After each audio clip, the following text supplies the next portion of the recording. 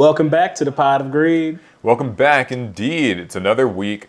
We're remote again this week, and it's been a large Yu-Gi-Oh week too. So I'm kind of excited about Yeah, this. a lot of things happened. We're in the fallout from Nats. Yeah, Yu-Gi-Oh's, or at least the North American Nationals. I know that there's still like the European one coming up. A lot of card announcements and stuff, and just like a weird week of general news as well. So Yeah, a lot happened. yeah, Let's just get into many, it. many, many things. Well, we would get into it, but first I got to remind the people, if you're watching the premiere live on YouTube right now, or listening Put your live, ones up. yeah, a one in the chat is always appreciated. Also, drop a like, of course, on the premiere. It helps it spread across YouTube more. And if you are listening to this on your podcast platform of choice, then my recommendation would instead be to leave us a positive review like the one I'm about to read. 5 stars. This one comes from Jackson GS, is their name. Okay. So they say, much more than a Yu-Gi-Oh podcast. I've been familiar with Team APS for many years now, and have always been a fan. As someone whose interest in Yu-Gi-Oh waxes and wanes, relatable, Same. I did not always closely follow the YouTube content. This podcast, on the other hand, has become a permanent fixture of my commutes to work. They mix it up and seem to be able to make any topic interesting with the host's natural chemistry and banter. Paul always has a level-headed, analytical approach, and Alex seems to say whatever pops into his head, and it's always a good time. Keep it up. That is true. That is a good observation. You can tell Jackson watches or listens to this pod. Yeah, I mean, I try. I know some people think that, like, I'm the analytical one, but sometimes I think that that's not, like, even entirely true. I think that you just gotta, like, wade through Alex's personality some. That's all. I am how can I put it? I am specific chaos. Specific chaos. Specific Like a chaos deck in Yu-Gi-Oh! You are chaos space. I don't know Right. what that's supposed to mean. I mean, I'd rather be the chaos creator, but hey, Well, teach their own. either way, we appreciate the review. They gave us 5 stars. If you guys are listening, yeah, a 5-star review certainly does not hurt. I can tell you that much.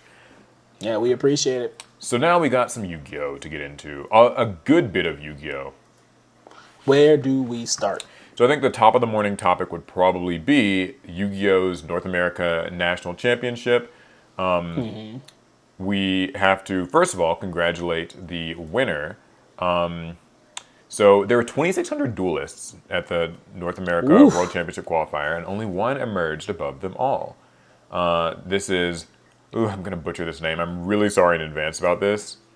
Aditya Darop, I hope I said that right, used his Fiendsmith Snake Eye deck to best the competition and win the 2024 North America World Championship qualifier. Congratulations and good luck at the World Championship.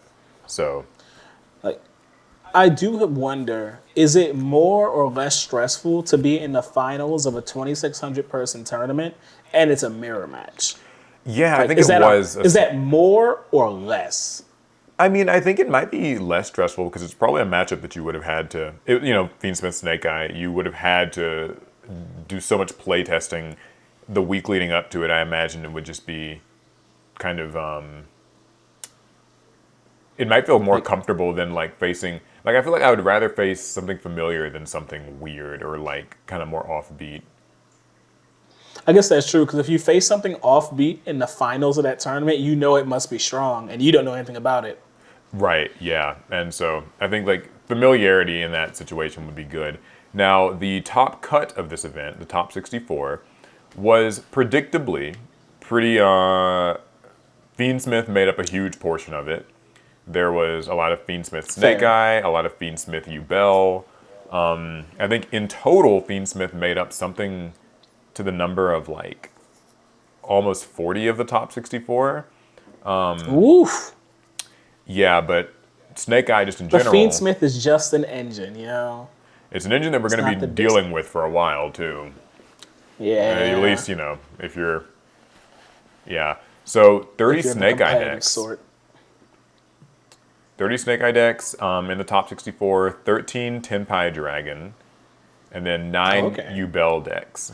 So that was kind of the big And I'm three. assuming all the U-Bell decks were also Fiend Smith engine decks, Yeah, I right? believe so. Okay. I might have, maybe one wasn't, but I believe they were all Fiend Smith Bell. So yeah, So pretty much the idea behind this top 64 is the people who played Fiend Smith and then the people who did not want to deal with it. yeah, and I think that if you're, and this is just my guess. I mean, I haven't been keeping up a whole bunch with the paper format. My assumption is like you really either you play the meta or you play something very specifically designed to kind of like offset or work around it. Like Tempai, is kind of one of those decks where you kind of just get to ignore the opponent a little bit. Like Yeah. it's not so much about like what they're playing, it's just the fact that you kind of protect yourself in the main phase and then just go straight to the battle phase and you know. So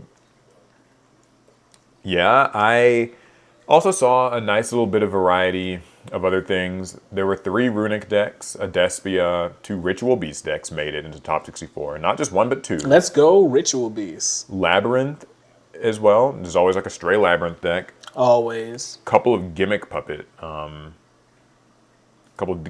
decks. Some gimmicks. Vanquish Oh Soul. wait, doesn't Gimmick Puppet have an FCK? Maybe all I know is that they got like new support in The the Infinite Forbidden. Because I believe Team Samurai had a feature match and he got FCK'd by Gimmick Puppet. Yeah. Also, Vanquish Soul got one, which was cool. Tier Limits and Memento. Now, speaking of FTK, did you see the Ancient Gear deck on Did I stream? see the Ancient Gear deck? Almost immediately afterwards, I was sitting at my table running Ancient Gear combos. Yeah, I thought that was honestly awesome. So, for those who don't know, an Ancient Gear deck actually did pretty well at Nationals. It was in a feature match. I think it bubbled out, right? It didn't It make it didn't end into up day making it two. into like day 2, to my knowledge, but still, like, It made hey, waves. yeah, I'm trying to see what was the name of the player because I wanted to. Oh, God, there were. Like, I want to see it was something Corbin. I want to say. Let me see if I can find it. I might be able to track it down. Yeah, Corbin. What's his Corbin last Diaz. name? Corbin Diaz. There it is. Yeah. So he played Ancient Gear. What I liked about it was I took a look at the deck list, and it was like surprisingly pure Ancient Gear. Well, yeah. And Ancient Gears don't need a lot of non-engine to do what they're supposed to do. yeah, In it's fact, it's Ancient Gears that cause you to win. The other stuff is just supplementary. yeah. I think the big part of his strategy, or at least from the bit of the feature match that I was seeing, was that one Ancient Gear card that prevents them from being targeted. Yeah, so that's Fortress. On the turn that an Ancient Gear monster is normal or special summoned, they can't be targeted or destroyed by card effects, pretty much insulating you from most forms of interaction. Yeah, and for a lot of people, they were actually kind of comparing it to What, Tenpai? yeah, to just Tenpai, their that one card that they've got, like where they can't be affected in the main phase. It's kind of similar, like you just kind of make it where your Ancient Gears are insulated from everything, and then you make like Chaos Ancient Gear Golem and stuff, and just And you just swing for all their life points, you know. yeah, The fun part about that deck is, or at least was, because now the secret is out. A lot of people would not realize you have to respond to the activation of Ancient Gear Fortress when it's first played, because once it's down, you're kind of left. You're kind of just letting your opponent do whatever they want from then on. right. Like it's kind of, you got to do something about Fortress immediately. And at least in my opinion, I guess what Ghost Ogre would have been would be the best thing, and no one really runs that right now. So Yeah. Also, he was using or side decking like Power Filter, which is this really power filter. Power Filter, this old continuous spell card that's actually a pretty decent floodgate. It's just it says neither player can special summon monsters with 1,000 or less attack, and I think he was like siding it against decks like Snake Eye, and Oh, that's crazy. yeah, Why because have I never heard of this card? yeah, a lot of different. It's so old. I remember having this as a kid, Power Filter, and like not really. It wasn't super useful back in the day, but like as the game has gotten more combo based and more like just warm bodies, right? Like just monsters that kind of just make their way out in the field. This actually becomes like a really strong floodgate. And then since Konami has been kind of tearing away at floodgates on the ban lists, like, they're hitting all these cards like summon limit and, there can be only one. A lot of the traditional floodgates are getting hit. So like you kind of have to look to other places, and Power Filter stops a lot of the sort of cards in like the Feedsmith engine and just the Snake Eye engine and stuff from being summoned. And when they can't summon that stuff back, that's just I kind of mean, that. yeah, I mean, at that point, they're just kind of cooked, right? Yeah. He even used, like, it was so cool. He even used, like, Ancient Gear Duel and stuff like that. Well, Ancient Gear Duel is a must use since it can be a miracle fusion essentially, and whatever you make with Ancient Gear Duel will be able to attack 3 times, not necessarily on monsters. Yeah. I even saw, like, making use of Ancient Gear Howitzer for burn damage. I was reading about that in one of his, like, written feature matches. Howitzer is fun. It's just a simple 1,000. And if you combine that with Hound, who I think does 600, you can just do 1,600 just out of nowhere. Yeah.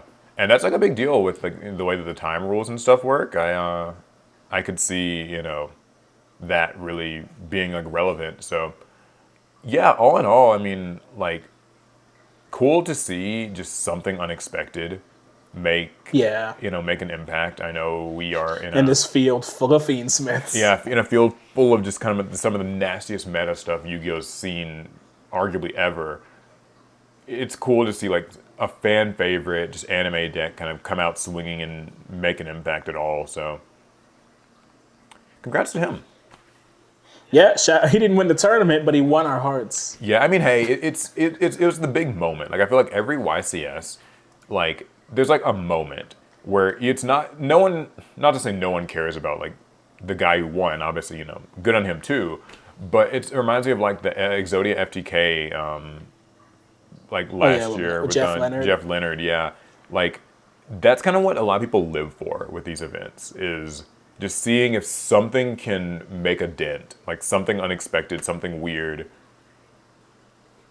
And I mean, it makes for if you're watching at home, it makes the viewing experience much better when you're not just watching, the same matchups over and over and over and over again. Which, I mean, it's a tournament. That's what's going to happen. Right, yeah. So, But Konami's been good about finding those moments to put in feature matches so they can actually shine and be appreciated. yeah, you got to do those during those like early rounds, middling rounds, because usually later in the day it's just kind of the top tables, and that gets a little less exciting. So I think that kind of is the major headlines from Nationals this weekend. I saw that they did do the pre-recorded Yugi versus Grandpa duel. Oh, I missed it. I wanted to go back and watch it. Yeah, I only caught a little bit of it. I didn't actually catch the end. It was kind of unfortunate, but they weren't able to do it live because I think like Dan Green was at a Collecticon or something, some convention this weekend. There probably was a convention that weekend too. A lot of stuff happened this past weekend. Yeah, that's true. There was like Evo and all kinds of other things. So, yeah. In other Yu-Gi-Oh news, though, we actually did not talk about the Blue Eyes structure deck that got announced in the OCG and will presumably be getting announced in the TCG. Oh, the TCG loves them a Blue Eye structure deck. Yeah, they reprint that old one all the time. I've seen that so much. Like, that old 2013 or whatever, like Blue Eyes deck that just isn't even good, but like you'll always see it reprinted at like Targets and Walmarts, and I see that shit at like Walgreens. Walgreens. Yeah. Yep. Like Dollar Tree. Like it's always there. And the marketing shows Blue Eyes is that guy. Yeah, I mean, true. Blue Eyes sells. Yeah, it sells, and so now it's actually getting like a whole new host of support. And so we've gotten to see, at least as of the time of this recording, 4 of the new cards, I believe, that are in the structure deck, and they're all like pretty good. There's like a new Maiden. There's a new Spirit Dragon form. Yep. Isn't there a new Ultimate Dragon too? I want to say there is, yeah. I haven't taken a really close look at it because I played my Blue Eyes back in the day and I just got burnt of the deck, and now really don't care that much for it. I mean, I love it for other people, but I'm just not like as much of a Blue It's Eyes like fan. not for me. Not I'm not. I love myself too much. I hope they announce it soon. Here it is. Blue Eyes Spirit Ultimate Dragon. So is that a fusion? It is a synchro, Oh, okay, so that's just the upgraded Spirit Dragon then, right? but it's an ultimate Spirit Dragon. Right, okay. Golly, two tuners and a Blue Eyes. Woo. Yeah, they were. There's like some joke people made that it's the same as Tyrant Red Dragon Archfiend or one of those, or no, it's Red Supernova Dragon. It's like got the same material types and its effect feels very similar to it. Where like when an effect is activated, you can banish a card and Yeah. something like you that. just negate, gain 1,000, and then it floats. So This will be like some people actually think this might make Blue Eyes like legitimately like rogue status. I'm not I like mean, sure, but maybe. Blue Eyes is always on the precipice. Whenever it gets new support, we know we can't count it out because at one point Blue Eyes was meta. That's true. 2016.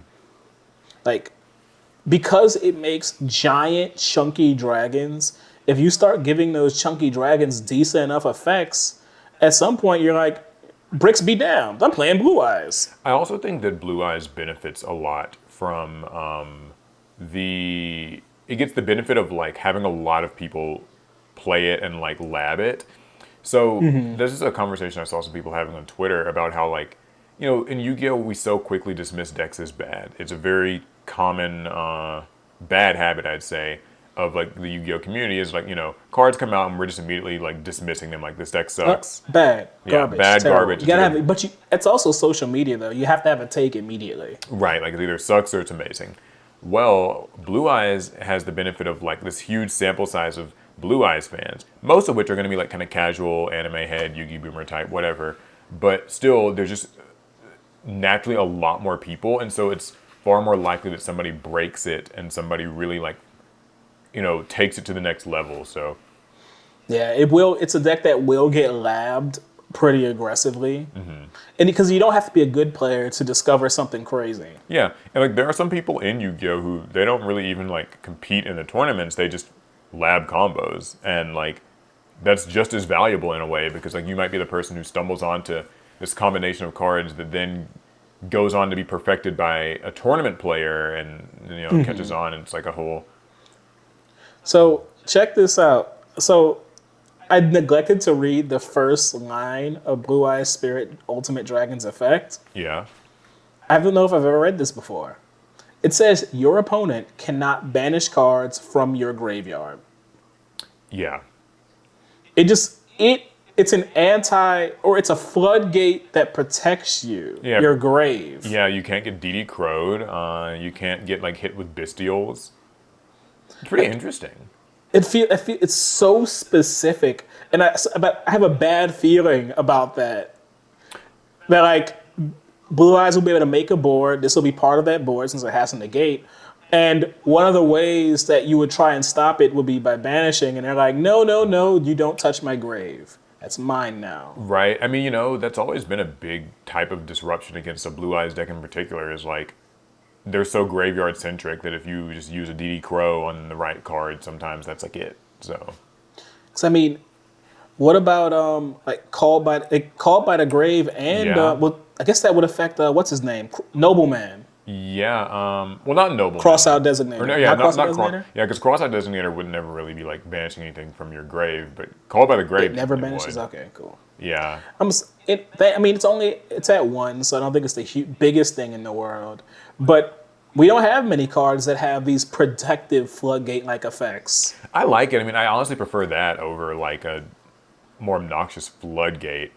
Like one of the, because like Blue Eyes Spirit Dragon, it's like first form that it's based off of, is like your opponent can't summon 2 or more monsters at the same time.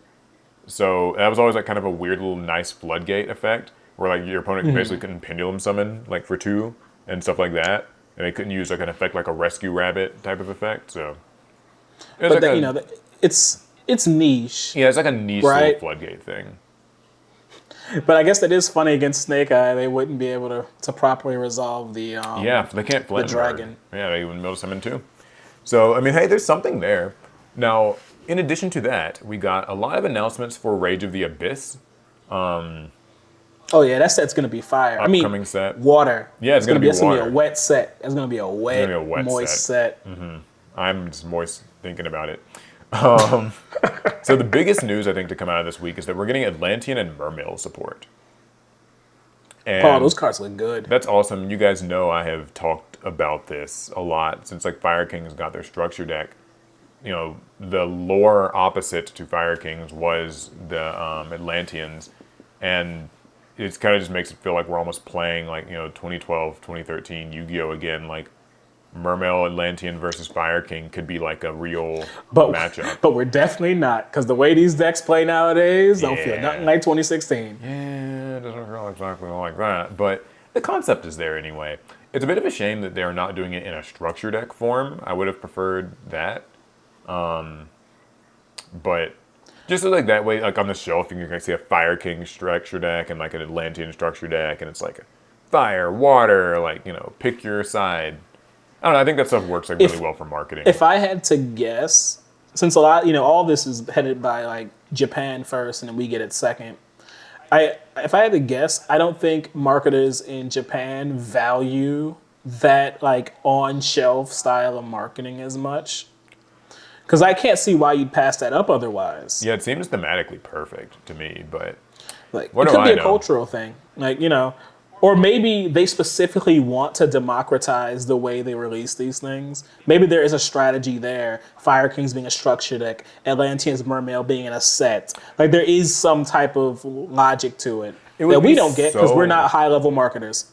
You know what would have been so awesome is like What? imagine getting the Blue Eyes structure deck this year and then also like the Atlantean structure deck this year. Like that, because like we haven't gotten any structure decks this year, like at all. Nope. Fire King came out at the end of last year, and so it's kind of been like it's a drought.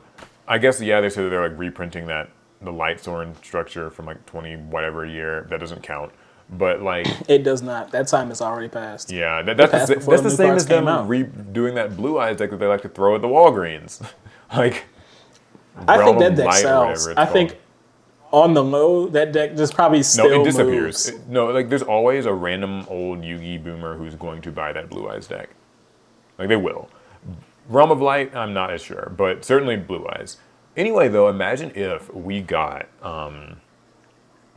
just like Blue Eyes and like Atlantean, like that'd be like a really killer 1-2 punch of like structure decks. Yeah, for the year. one's Like meta one in the fall, relevant, one in the winter. one's for the casuals. Then it turns out to be meta relevant, so the casuals can't buy it. Yeah, so pretty cool. Also, we got a couple of new Battle Wasp cards. That's an archetype. Oh, I didn't saw those. I didn't much expect about. it, but in this day and age, everything's gonna get support. Centurion also got a couple new cards. I just want to say I'm bitter about this because they have neglected the Wild Survivors like archetypes. Like normally when they release these deck builder sets, they Right. they'll like kind of support them over the next couple of sets with support. But they gave them like one round each of new cards and that was it. So like I'm a Vanquish Soul player and we got Xiaolong and Snow Devil, the trap in Age of Overlord, and then like we haven't gotten a second round of support since, and it's kind of upsetting. But it's also the same for Nouvelle and Miscellaneous. Transcendosaurus. Transcendosaurus and Miscellaneousaurus. Yeah, Transcendosaurus. I think Konami, like me, hated that set. Well, So fuck them. Like, I liked it. I like Vanquish No. Souls. I want more cards. it is strange, but I think if I had to guess, I think they bumped their second round of support for something else to fit into whatever main series set they were supposed to come out in, and now now those like carb prototypes are floating around in the ether. They might get made, they might not get made, I mean, I guess but Rage of the I Abyss. guarantee you those prototypes are already made. Oh yeah, for sure. Like I know the cards have been designed, and like we haven't even gotten everything from Rage of the Abyss announced yet. So like, it's it might just be announced here in the next couple days, and I'll be happy. Right. And if they don't, I'll be happy. Thanks, that really means a lot. Speaking of, well, I'll get into that in a second. So also, Area the Water Channeler is in this set. We, you might remember that like Oh yeah. we've gotten like the fire ones and stuff. There's the channelers. So the fire one never really made much impact just because, like, fire doesn't really need to, like, discard cards and stuff. But Area of the Water Channeler could actually be useful with the Atlantean stuff because they get effects when they're, like, discarded for water monsters. So, or when they're, like, sent to the grave to use water monsters effects. So you I could remember I use used her. the wind channeler in my speedroid list at one point. Yeah. So, like, that could be kind of cool. I mean, I know the channelers don't, they tend not to, like, really make much impact as time goes on. Like, they just kind of don't end up index. But it'd be cool if this one finally It's did. I think the issue with the channelers is a Yu-Gi-Oh problem. Decks are just too consistent. Yeah, We that's don't true. need the extra search power. That's true. Especially from a card that, like, doesn't share the name of the rest of the archetype or something. So that kind of tends to hold them back. Oh, we also got, do you know, like, Dragon of Pride and Soul? Oh yeah. I know exactly where this is headed. Yeah, so we're now getting Ultimate Dragon of Pride and Soul, which is like a fusion of 3 monsters with 2,500 original attack and defense. So, Which I guess the idea is you would have 3 of those dragons and fuse them together. yeah, or I guess you could use the Bonds and Unity cards as well. I mean, Like the yeah, Magicians but of I think Bonds it's a and Unity. Kaiba reference, you know? I Yeah, feel like it's a Kaiba reference. this is another one of those celebratory cards where the effect's kind of awful and not usable. It's cool because your opponent can't target it with card effects or destroy it by card effects, so that's nice. But it gains 4,500 attack and defense while you have 25 or more cards in your graveyard. So that would actually make What's its base its stats? base is 45, 45. And Oh then wow. it could gain 45, 45 more, so it got like 9,000, 9,000. And then also, once per turn, if your opponent has 25 or more cards in their graveyard, you can destroy all cards they control. Oh, okay. So, like, Wonderful. yeah, it's kind of cool. I mean, this card's going to be really awkward and difficult to really bring out, but it could feasibly happen if somebody wants to You'd go have to into play trouble. one of the greatest stall games known to mankind. Oh, let's play it in Yeah. Runic. Yeah, someone will just find some way. They also they announced crossover breakers for the TCG. Yes. So that is That's the newest deck builder the set. new deck builder set. Something interesting about this that I noticed though is it's coming out in December, but what that means is that we're actually not getting a summer one. Like, you know, normally like we've gotten them like kind of 2 a year basically. Right. Yeah, this time they're just kind of skipping this earlier one or like the mid-year one. Because I mean, well, crossover breakers was announced late, right? In the OCG. It was, yes. Because typically it would have been introduced even earlier, so we could get it in the summer. But I think it was after the Tokyo Dome event where we kind of had this drought of announcements. Where it feels like in the OCG they kind of they like paused and then they got all their ducks in a row for like a new wave of products, and now it's all hitting us. Now we're in the new age of Yu-Gi-Oh! Yu-Gi-Oh! 2.0. Yeah, so they have only a short blurb for it right now, even though we've gotten reveals of at least a couple of the archetypes. All right, well, we've seen all 3 of them. Yeah. Get ready to jump into the action with multiple new and unique themes and crossover breakers. The set contains multiple brand new themes that introduce innovative strategies and will make for exciting duels. Wow, that's such a marketing statement. Like, there's just nothing to that. There's really nothing in there. Whether you're looking for something cool, cute, or a really big dragon, Crossover Breakers has something for every kind of duelist, and includes cards available as collector's rares and quarter-century secret rares. So, cool.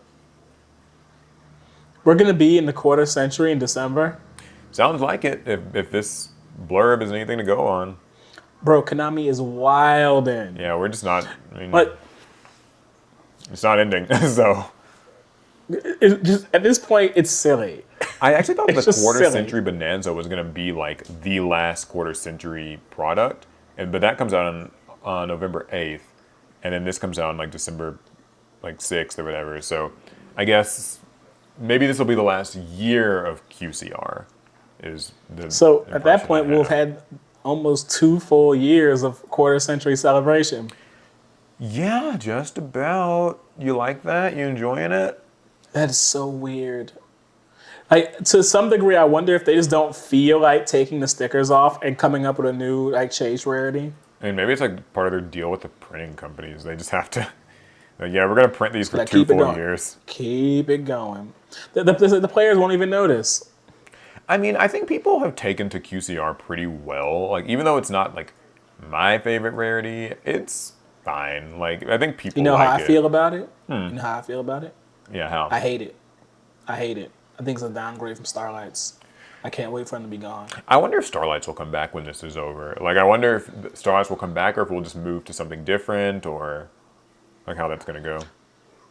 Who knows? Because I mean, the OCG has not introduced a replacement for Quarter Century, so we sure as heck can't know. So, Like, no, go ahead. it just feels like we've done everything you can do with foiling a card at this point. Yeah, it does. I mean, I don't know. Like, I wouldn't mind if they just didn't have a new one. Like, if we just kind of went back to just we don't have them. But I think that's probably an unpopular opinion. I think people like weird luxury rarities. So, They should replace it with borderless. oh, that's not happening. Yeah, we're never getting Dang. that. Oh, okay. So two quick product announcements in the OCG. Not really much information on them, but just that they exist. The OCG Quarter Century Limited Pack, which appears to be sort of similar to the Quarter Century Bonanza that the TCG is getting, and it's even coming out at around the same time in the OCG. It says the Quarter Century Limited Pack is an OCG set featuring iconic cards in both their classic or original and modern designs. I wonder what that means. This set is reminiscent of the TCG's Quarter Century Bonanza, tapping into the nostalgia pool with cards like, and then it lists some out. And I assume that this list is probably going to be similar to the nostalgia pool that we get in our Quarter Century Bonanza, because they said that it was going to have like a nostalgia side and then like a Yeah. tournament side. Aquamador, Doriato, Conan the Sword Mistress, Dunamis Dark Witch, Metal Zoa, Red Eyes Black Metal Dragon, Toon Dark Magician Girl, Breaker the Magical Warrior, Grenmaju Daiza, Blackluster Soldier Envoy of the Beginning, Chaos Emperor Dragon Envoy of the End, Magician's Valkyria, Dark Magician of Chaos, Dragon Master Knight, Five-Headed Dragon, Dark Paladin, Scapegoat, Heavy Storm, Foolish Burial, Book of Moon, Final Countdown, Solemn Judgment, Mirror Force, Meteor Flex Slime, and Skill Drain. So, yeah. So I don't hate it. On one hand, I'm like, but the people who wanted the copies of these old cards have them already. And on the other hand, some of those cards are going to be somewhat relevant again in the modern game with like the new like metal The Metal support Zoa that we're stuff. supposed to get. I'm not sure how relevant, but it might be a little relevant. I mean, if it's also... But also, these, like... I mean, these cards are old, right? I think And that this is... if you want their old good, like the good rarities of these cards, you're gonna have to pay. Yeah, so this is a But- way for people to get those today. Yeah, you can get like a Dark Paladin and Quarter Century Secret Rare. Is it its original printing? No. Is it its original rarity? No. But Quarter Century is shiny, It is shiny. I mean, I'm guessing, like I said, this will probably be a large part of the pool of retro cards that we get in the Quarter Century Bonanza. And if that's the case, then for collectors, this is probably pretty cool. Like, you're kind of an old head and you like this sort of stuff, it's great. I just don't want them to overprint them. Like, keep it at least a little rare. Overprinting's been a big conversation, actually, just in Yu-Gi-Oh! Right now, like, in general. Like, people are saying that maybe Konami is just... They're doing too much with these reprints. They're overprinting old cards. They're overprinting, like, even just new stuff from the last year or two, and that it's maybe it's harming the collector market, or it's tanking the vendor market, or just that it's destroying kind of the perceived value of a product. Because why would I even chase after a Dragon Master Magia, for instance, if there's a near guarantee that literally next year it might be in some rarity collection in like 7 different rarities, and it just completely means nothing now. I mean, Thoughts? there's a good chance of that. I mean, for me, I could care less about the market. To me, it's more about the inferred value of these cards. Dark Paladin is not a very expensive card. Even his highest rarities and oldest printings aren't like insanely expensive. Right. But I hate the idea of Dark Paladin getting like extremely low rarity printings that just end up in the trash. Yeah, Like I mean, from the I sounds can't. of it, And this is Konami's been good at doing that, just printing old prestigious cards at such a high volume that they're just trash to us now. That's such a yeah, shame. that's interesting. I'm kind of torn. Like, I'm mostly with you. Like, I don't really love it when all these old school cards just get reprinted into the dirt. But when it comes to like new modern cards, I'm much the opposite. Like, I'm just kind of like, reprint as many Diabell stars, as many wanteds, bonfires, whatever is expensive. Like, just reprint it to hell and back because those cards are really You're only gonna ban them anyway. Print them fast. yeah. Well, that and like those cards exist to be played, right? Like Yeah, literally, they are meant to be used in like tournaments and stuff. Whereas like old school cards, I guess it also doesn't matter that much if you overprint them either. But I think that especially with new stuff, I prefer that they just, or at least I don't prefer that they overprint it. I don't care. Like I'd rather people be able to play the cards than not. So with like old school stuff, I feel that it's disrespectful to like where we came from. If we just we slap the newest rarity on them, overprint them, and they fill up a landfill. Like in my opinion, at that point, you shouldn't have printed it. yeah. So the other product from the OCG was I saw they announced Terminal World 2, which is, you know, like they announced Terminal World 1, and that's the stuff that ended up getting imported into Battles of Legend Terminal Revenge for us this year. Well, they announced Terminal World 2. There's not a lot of information on it, but it just said that they're going to be supporting more, you know, dual terminal archetypes. And the two that I think were mentioned were Jurok and oh my god, I was trying to find like the image where I saw this. Mist Valley. Yeah, it was either Jurok and Mist Valley or like Jurok and Worm maybe. Just one of those, one of the older ones. Ooh, Worm fans, stand up! Your time might have finally come, and we don't mean those dragon lookalikes either. Yeah. Oh, okay. Also, sorry. I know I said these are the last two products. There are still a few more things. So I'm going to zoom through these kind of fast. The first thing is that, and I should have mentioned this at the Nats part, but there is going to be a World Championship 2024 like celebration event that you can attend at your local card shop. So, you know, Yep. Worlds is September 7th and 8th in Washington somewhere, like Seattle, Seattle. Washington. And since, you know, players aren't invited to go and spectate, they're going to You will be have, turned away at the door. yeah, they will have events at your local OTS, and you'll be able to get one of those envelopes. There they like give, you know, two old school cards and that super special, whatever it's called, rarity. This year, that's Doom Caliber Knight and Swords of Revealing Light.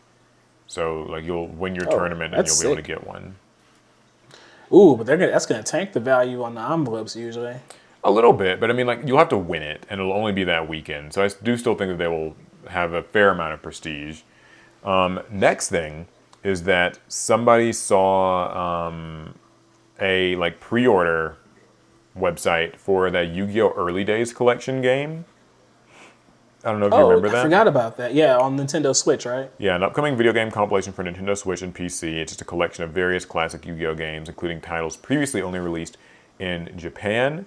There's no box art of it yet, but people saw like pre-orders on various sites, and it's priced at $49.99.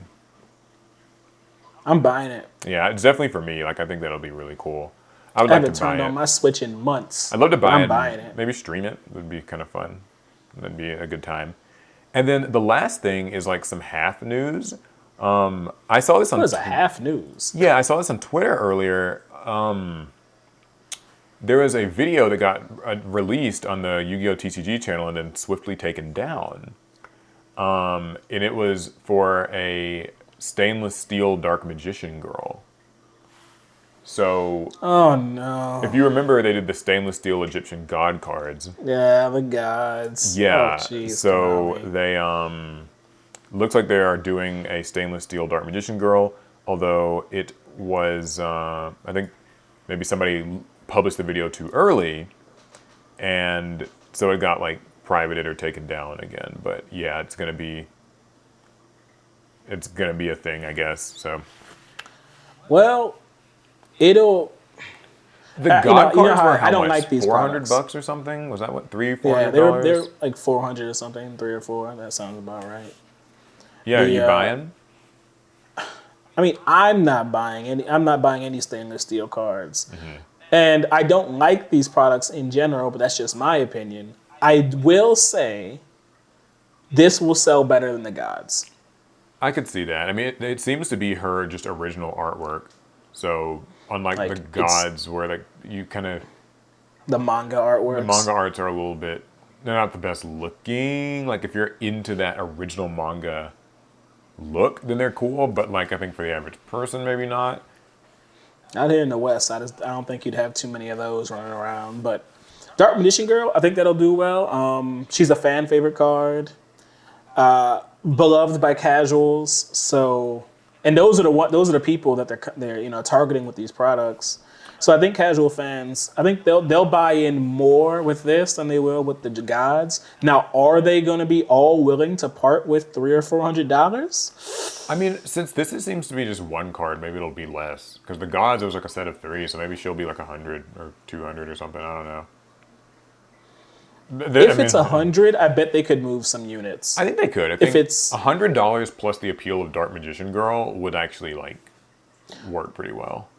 I don't think 200 works though. I think 200 is too Yeah, much. 200 is probably a little too high. I think 100 maybe you can get away with like 150, but it's Konami. Who's to say what they'll do? It might just be 400 Yeah, we again. don't know. 400 bucks again, and if you don't like it, then I guess too bad. Tough luck. Anywho, I think that is actually all the Yu-Gi-Oh Is news that that all I've the got. Yugs? Yeah, it's all the Yug news. Well, I still do have some card game stories. Let's hear them. All right. So first, we're gonna start with Magic the Gathering. Okay. So Magic the Gathering is having another crossover. Oh, I think I saw this. I don't remember what the series was. Is it like a Secret So Layers?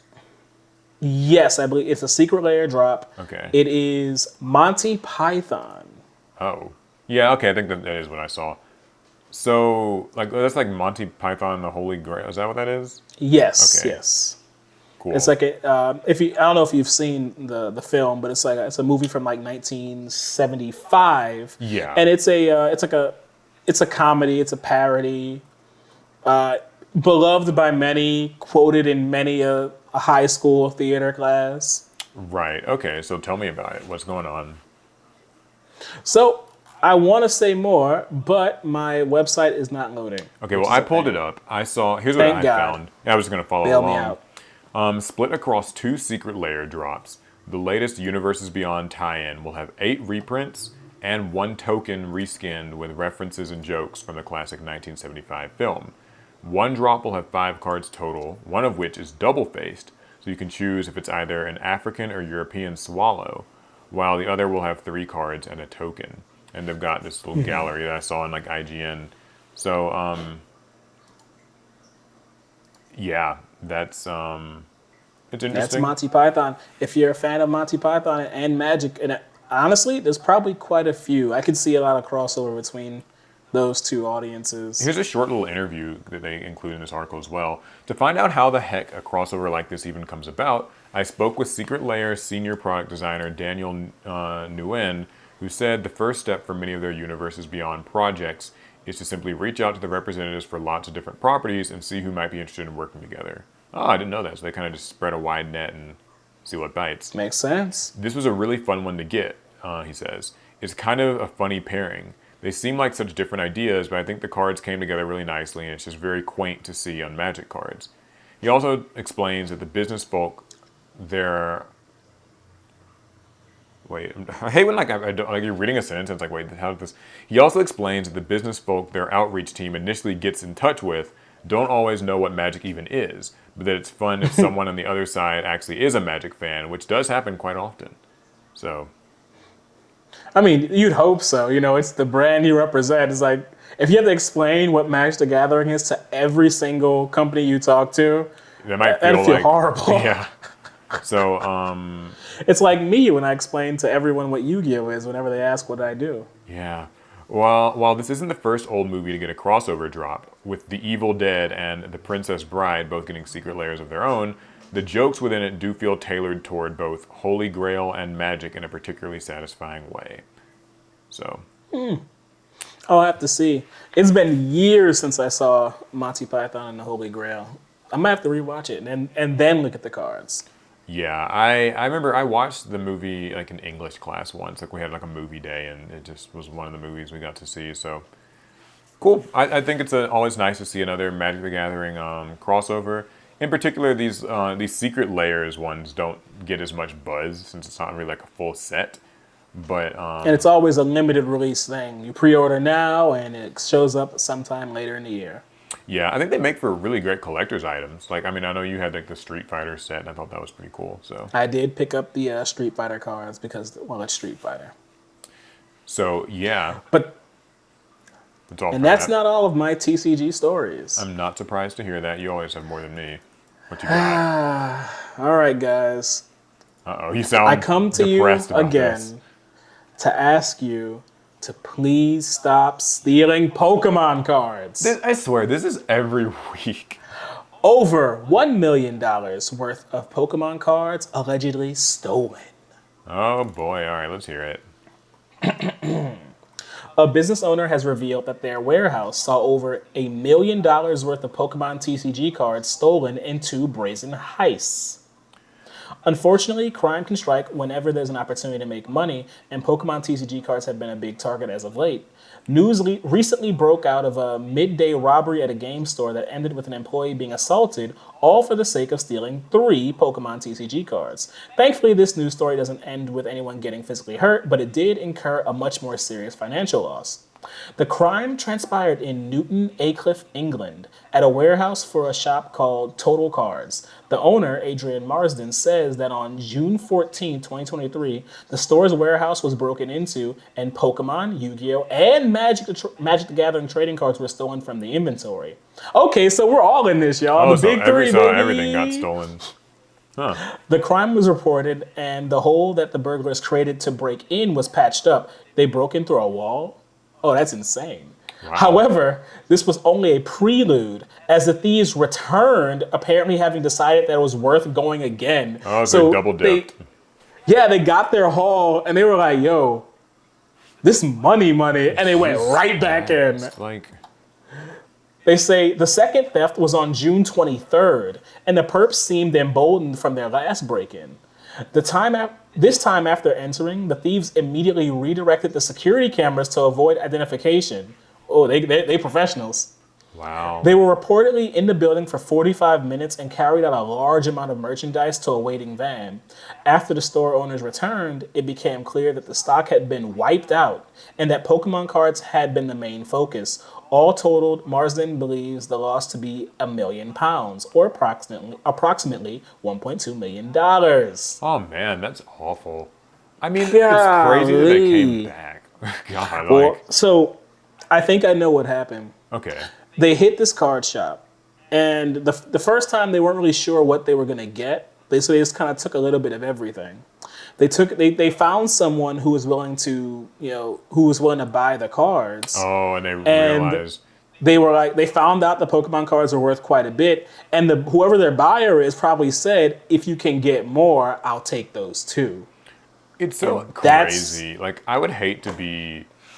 It's so bizarre that somebody can like know that cards are stolen and still buy them. Like, I guess we don't have proof that that's the case, but like, if you're the person who like bought these cards from somebody who clearly doesn't really even know what they have, and then you just tell them like, oh yeah, like if you can get more, I'll buy more. It's like, well, Because I mean, even if their buyer might not have known the cards were stolen, but the fact that they moved those cards and they must have saw some good dollar signs in the first heist. yeah, Because to go back again is insane. That is how you get caught.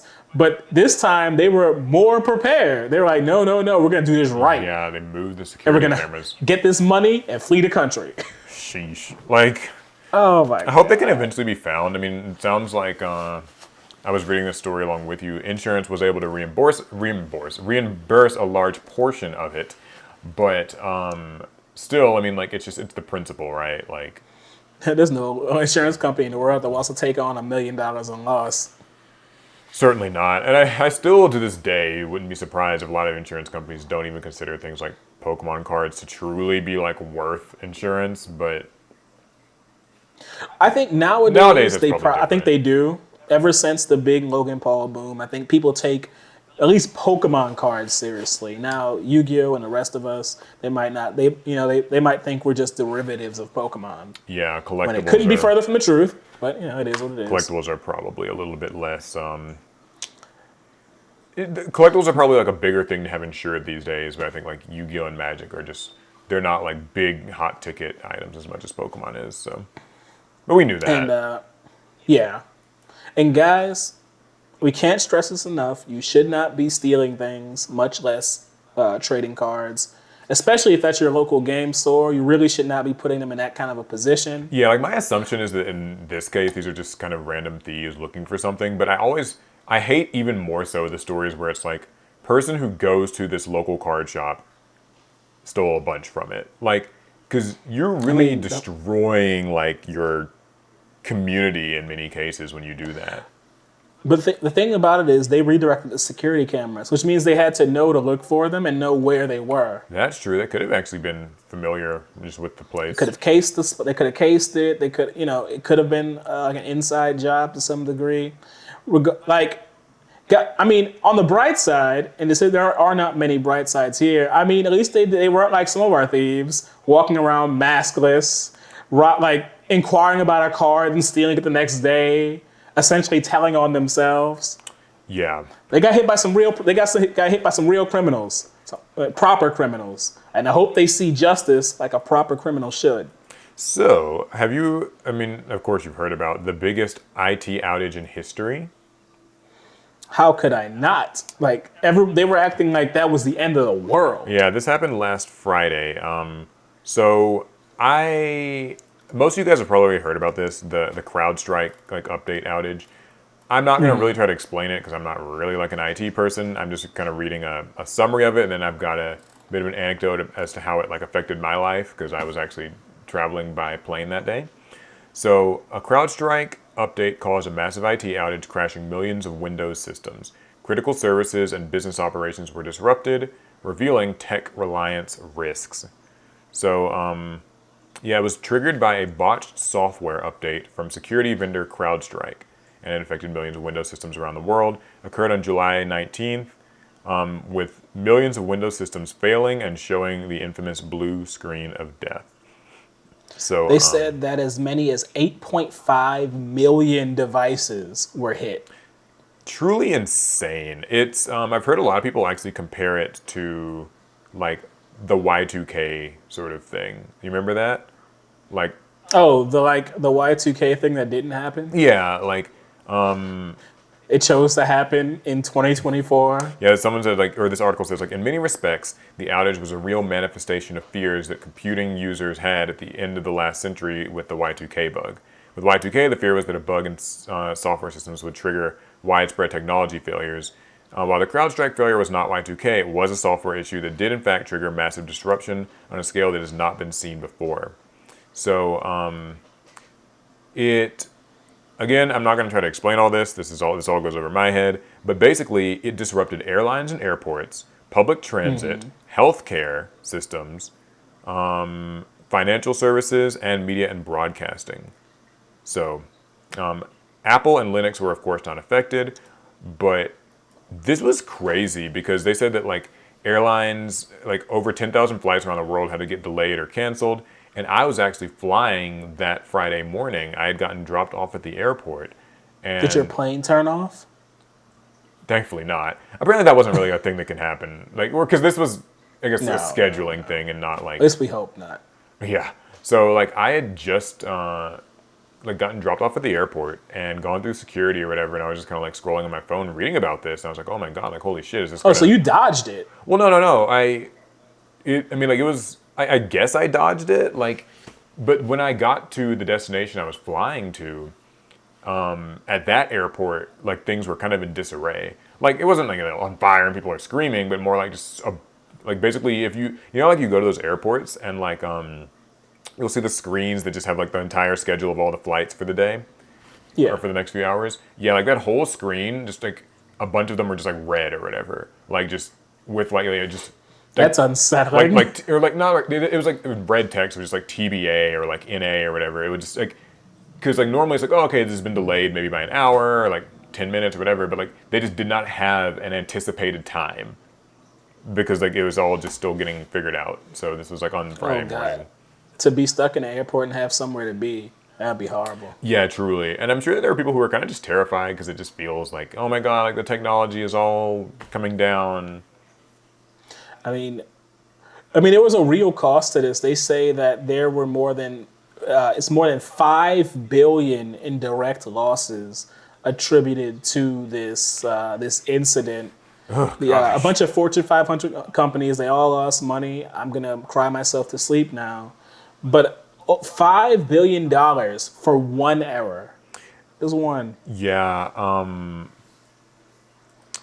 It's, they said that even some hackers like took advantage, like threat actors took advantage of the incident, like sending out phishing emails and fake phone calls impersonating CrowdStrike staff, selling Yeah, well, scripts that were like claiming scammers gonna to scam. help you recover.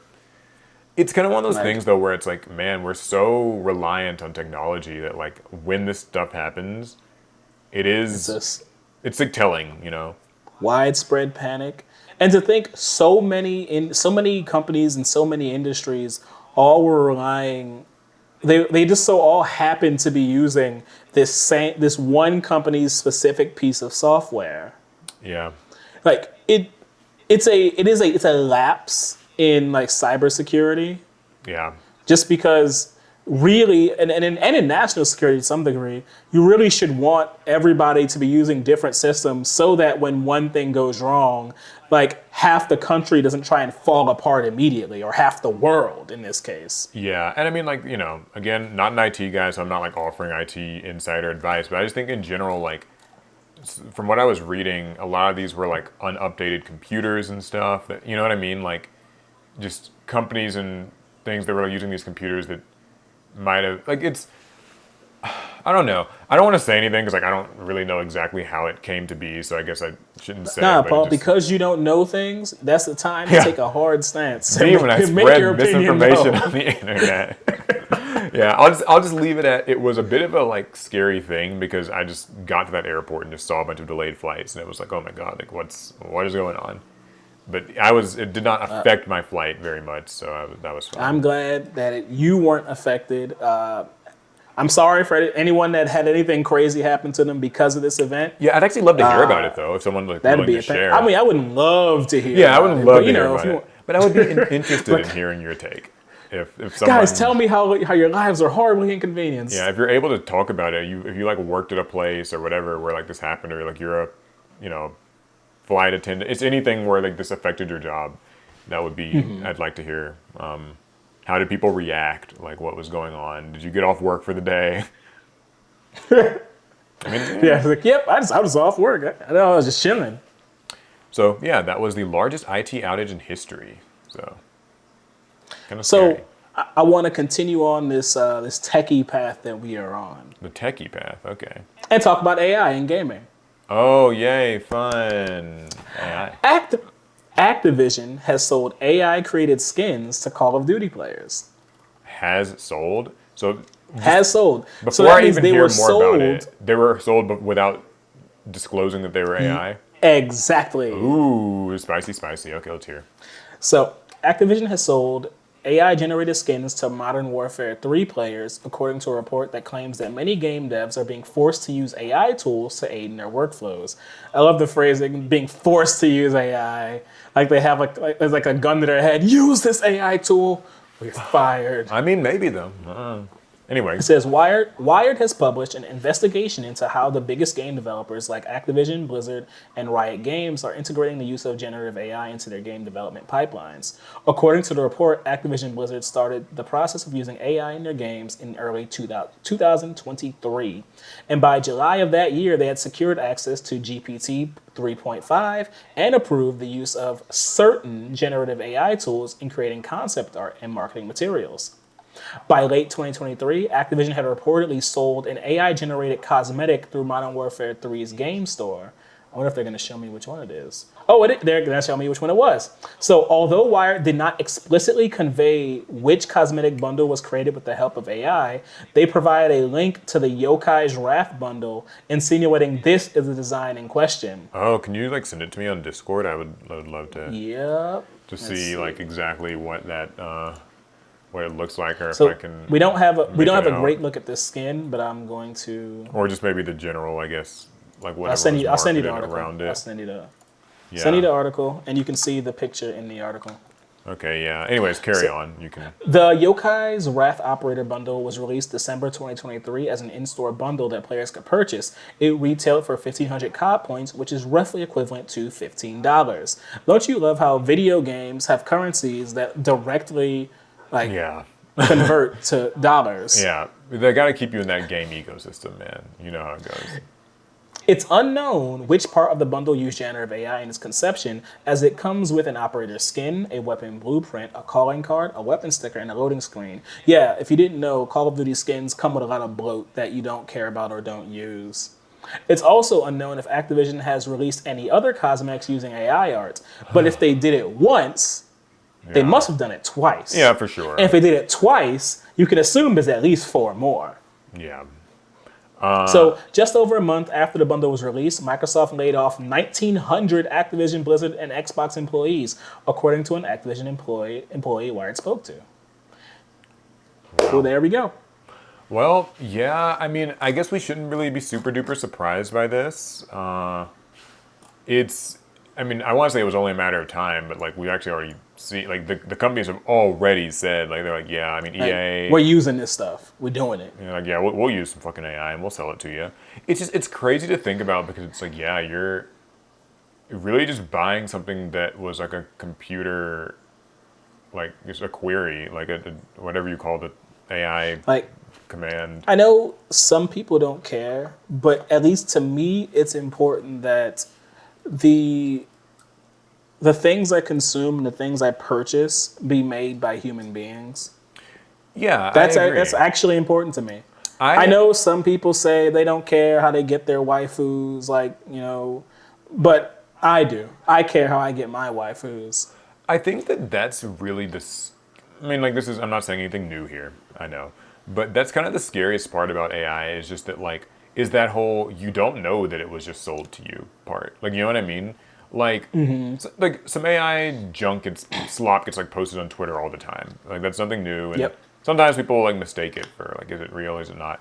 But, I think when it's like literally a company with like an established kind of IP and property, like this is Call of Duty, and like you buy these skins, they're $15 a pop or however much, and like, you don't even know like what part of it was just AI generated junk. Like it just was effortless to make. Like, I mean, I'm assuming maybe they touched it up or something with whoever they hadn't laid off, but still, I mean, like just the conception of it wasn't even like a human. Like it's bizarre.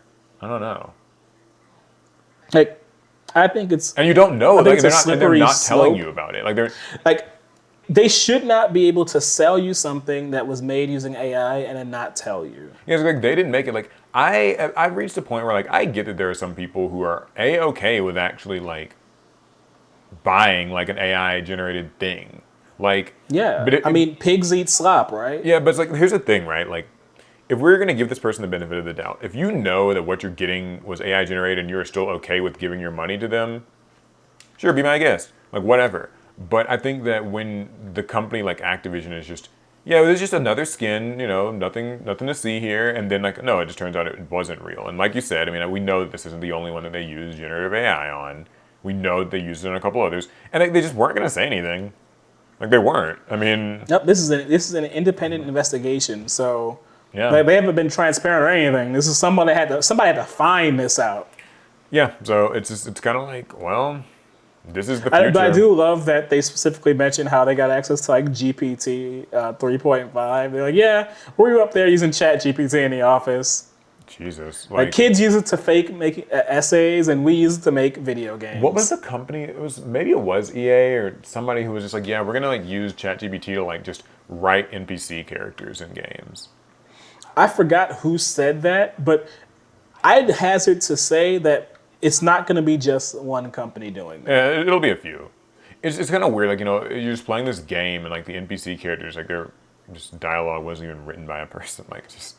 So I mean, I play a lot of like gacha games, like the Hoyoverse series of like gacha games. Those games are almost nothing but text. There's so many like NPCs to talk to. Yeah. I wouldn't be surprised if they're using AI to generate a lot of that because that's just like that is a lot of text, and they could pay people to make it, or Not. you could have a machine use just generate nonsensical lines of like dialogue and Yeah, it's kind of funny. what too, do you because care? Just an NPC. a lot of times, like those AI, chatbots, they hallucinate and like they'll just kind of like make up stuff or just say things that don't make sense. But like maybe they just assume that their players' attention spans are so short that they just wouldn't even notice that like what the CPU, like this AI character or this NPC character whose dialogue was written through AI, you might not even notice that what they're saying makes no sense.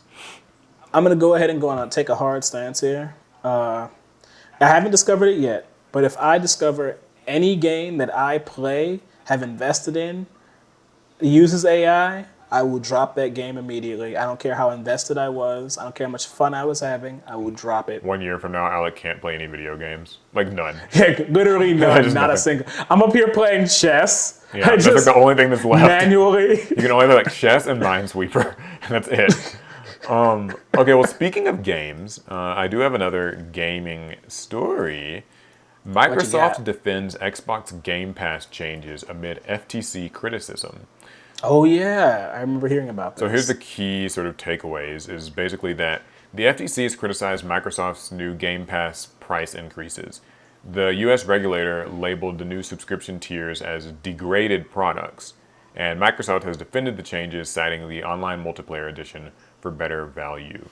So basically what happened, I think this is last month, the controversy centers around Microsoft's decision to modify the Game Pass tiers. There's different tiers of Game Pass.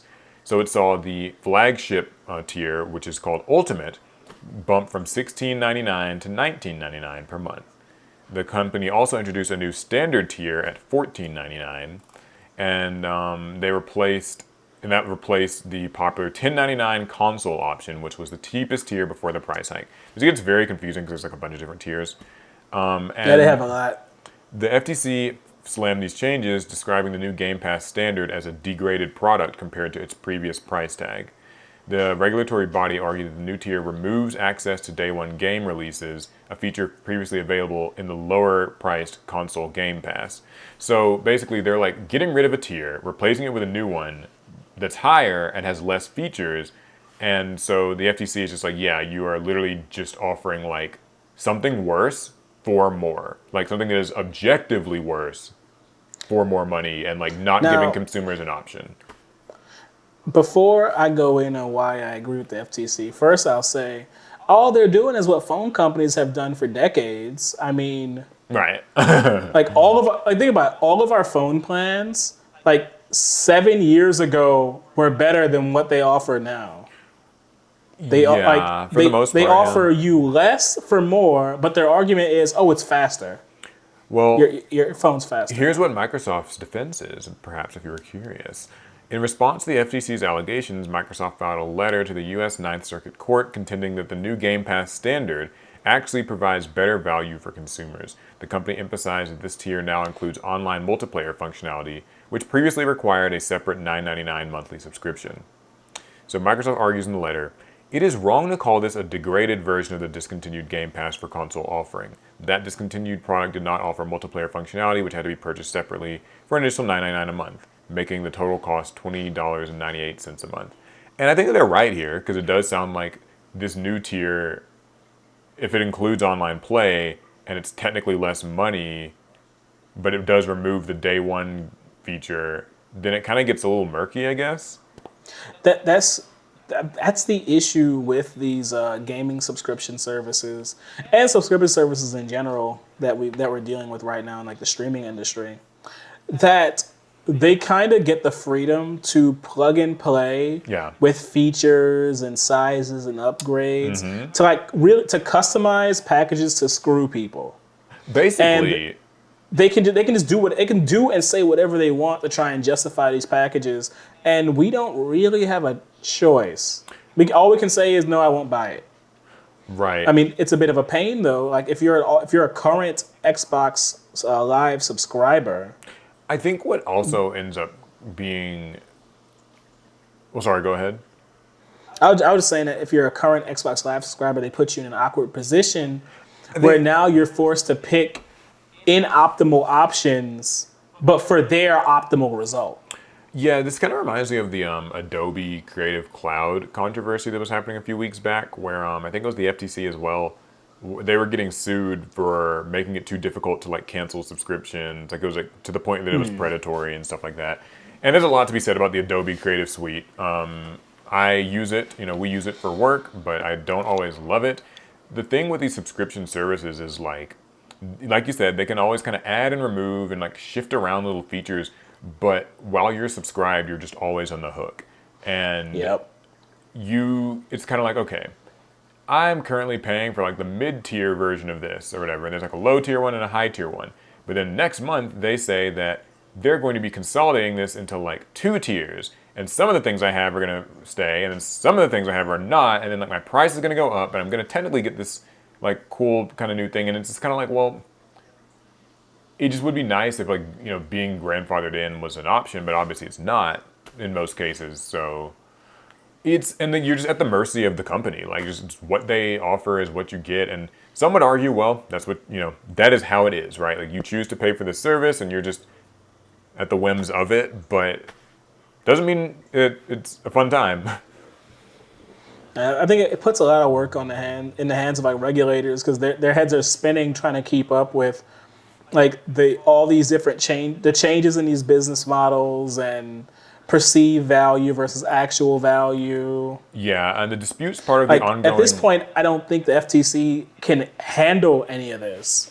I mean, I guess that they're doing their best in trying to like call it out where they can see it, because that's the only way that you can really set precedents. When things are moving this fast and like so many things are murky, it's maybe kind of better to to do something at all, right? Like, because It's like I hear more about the FTC bringing these lawsuits, but then I hear nothing about them winning these lawsuits. a lot of times they take a long time. Like this dispute, according to this article, is part of the ongoing scrutiny surrounding Microsoft's $68.7 billion acquisition of Activision Blizzard. So the FTC continues to challenge the acquisition, expressing concerns about potential anti-competitive practices. So as the debate unfolds, gamers and industry observers will await the outcome of this high-stakes battle that's going to determine the future of Xbox Game Pass and the competitiveness of the gaming subscription market. We'll be able to tell our grandkids how the lawsuit that's ending it started. Yeah. It's like, well, way back in 2024, back in my day. Yeah, so I thought that was kind of an interesting thing. For any listeners, do you guys use Microsoft Game Pass? And if you do, how do you feel about the new changes? Do you think that it actually is an improvement in value and you're happy with it? Or do you feel like, are you somehow like paying more? Or do you feel like you're losing out? I'm not an Xbox Game Pass user, so I can't weigh in too much personally.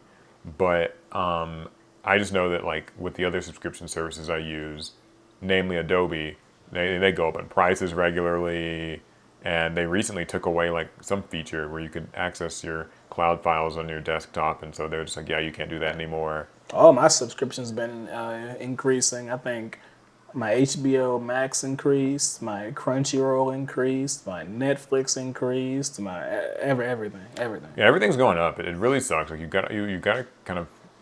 It's like a different topic almost, but like you really like cutting down on like what subscriptions do you need versus like what Or you don't.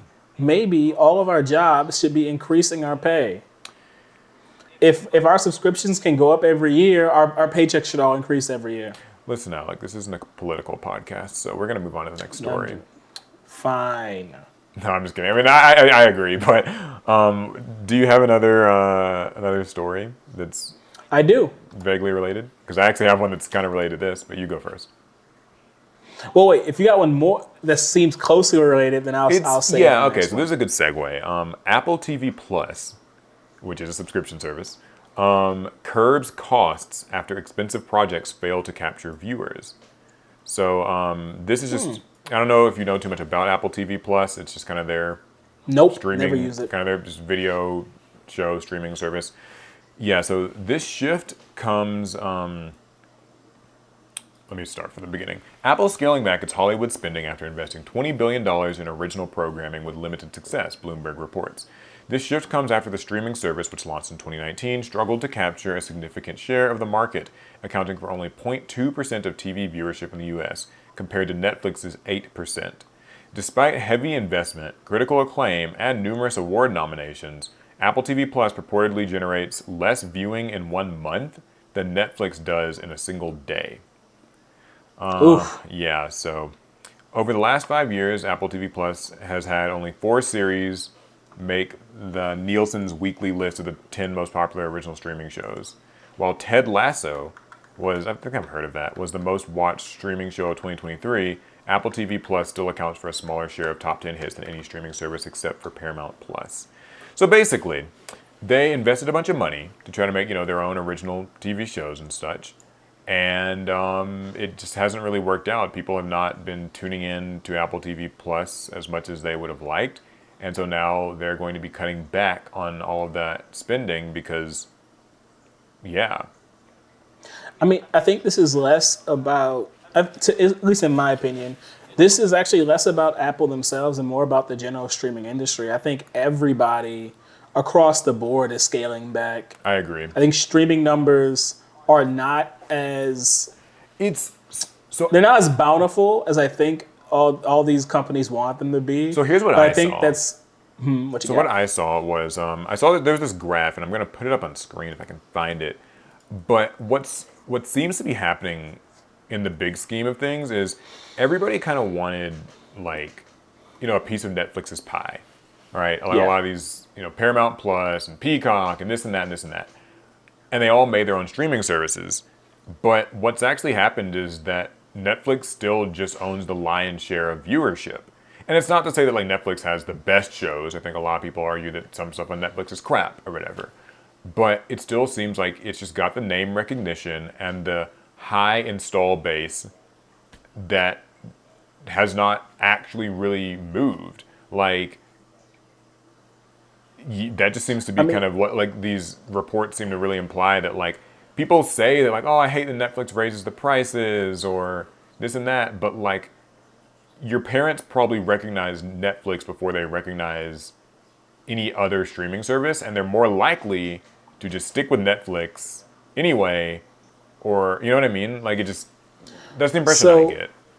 this is my take on the Netflix thing. Netflix has brand recognition, the likes of which no other streaming platform can really match. And the reason why Netflix stays big, stays large, despite everybody jockeying for position, buying up IPs, getting huge actors into their shows and movies, it's because Netflix has not rested on its laurels. Netflix has consistently fought tooth and nail and struggled to create new programming, to find new avenues of attracting viewership. Yeah. The the Netflix is kind of unbeatable in the streaming sense.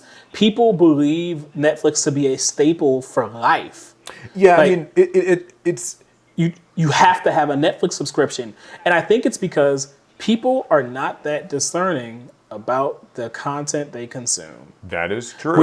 Which means that as long as Netflix just puts out something new, that's actually all most people really need. Not everybody's a critic. Not everybody has like amazing taste in film. No, They and just need also something to put on. that, and like not even like, there's a lot of people who just leave those Netflix subscriptions running just ad Yeah. infinity. Like because once you've kind of subscribed to Netflix, they'll be like, yeah, Netflix is raising prices again this month, guys. It's going from like $16.99 to $17.99. And like on the internet, we all whine and complain and bitch about it. But like the truth is, for most people, that's just some shit that's on a recurring payment on like one of their 3 credit cards. And they don't even notice or care. And I'm not saying that's like okay or that's like a justification entirely, but just that like, I mean, that's just reality. it's just the That is reality. the Like a lot of situation people, Netflix is in. they keep it up on there, and like I've started to realize, like it's kind of a little known fact, or I guess not that many people think about this. You know, whenever you get like those smart remotes, or like you get a new Samsung TV, let's say, or an LG TV, and they'll always have a Netflix button. Pretty much always. Yeah, Netflix and other companies too, they can pay for that button to be like on the remote.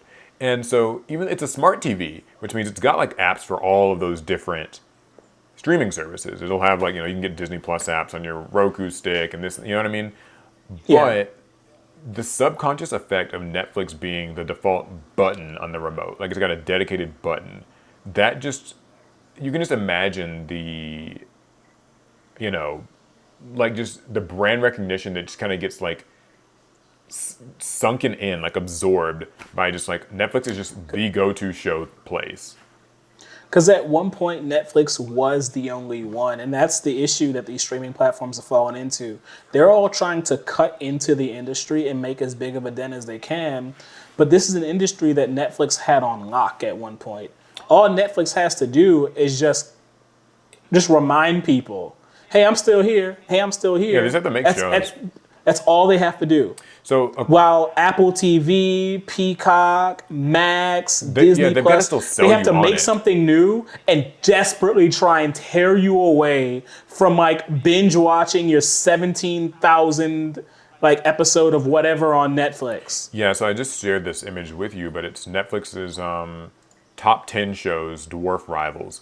So this is the time spent streaming shows in Nielsen's weekly rankings. That's like, I guess, a TV show ranking service by platform. And this is in hours watched. So for the top 10 shows of each of these platforms, Netflix gets 32.9 billion hours watched every week, whereas Right. Disney is the second highest and it gets 5.3. Like that's number 2 is getting literally like a sixth of. You could add them all together and that's not even half. Yeah, you add it all together. Yeah, and then like next after that is like HBO or Max, and that's 2.5. Then Amazon Prime is 1.9, then Hulu's 1.1, and just kind of falls off from there to the point where like, yeah, I mean it's definitely a juggernaut. And this is not like some defensive. That's crazy. You know, I could have guessed the order of this list. Yeah, you could have. All right, like it's, I think the only one I might have stumbled on is Hulu and Amazon. I think a part of me would have put Hulu before Amazon, but it makes perfect sense that it's not. yeah. So it was kind of an interesting story. It's like Apple, I guess, is going to be like dialing it back. There was one Apple TV Plus show I hear a lot about is Severance. I've not seen it, but I hear that's like a really good one a lot of people talk about. But it's kind of one of those like, it's like they're one or two good shows amidst an otherwise audience that doesn't really watch it. So Because I've never had an Apple TV account, I never hear about what is on Apple TV. I think one time recently I saw like a Hollywood actor but was getting a show on a streaming service, and I was like, oh wait, they got this person, and it was on Apple TV, and I was like, oh, I guess that's cool for them. Are they getting that new show that's got like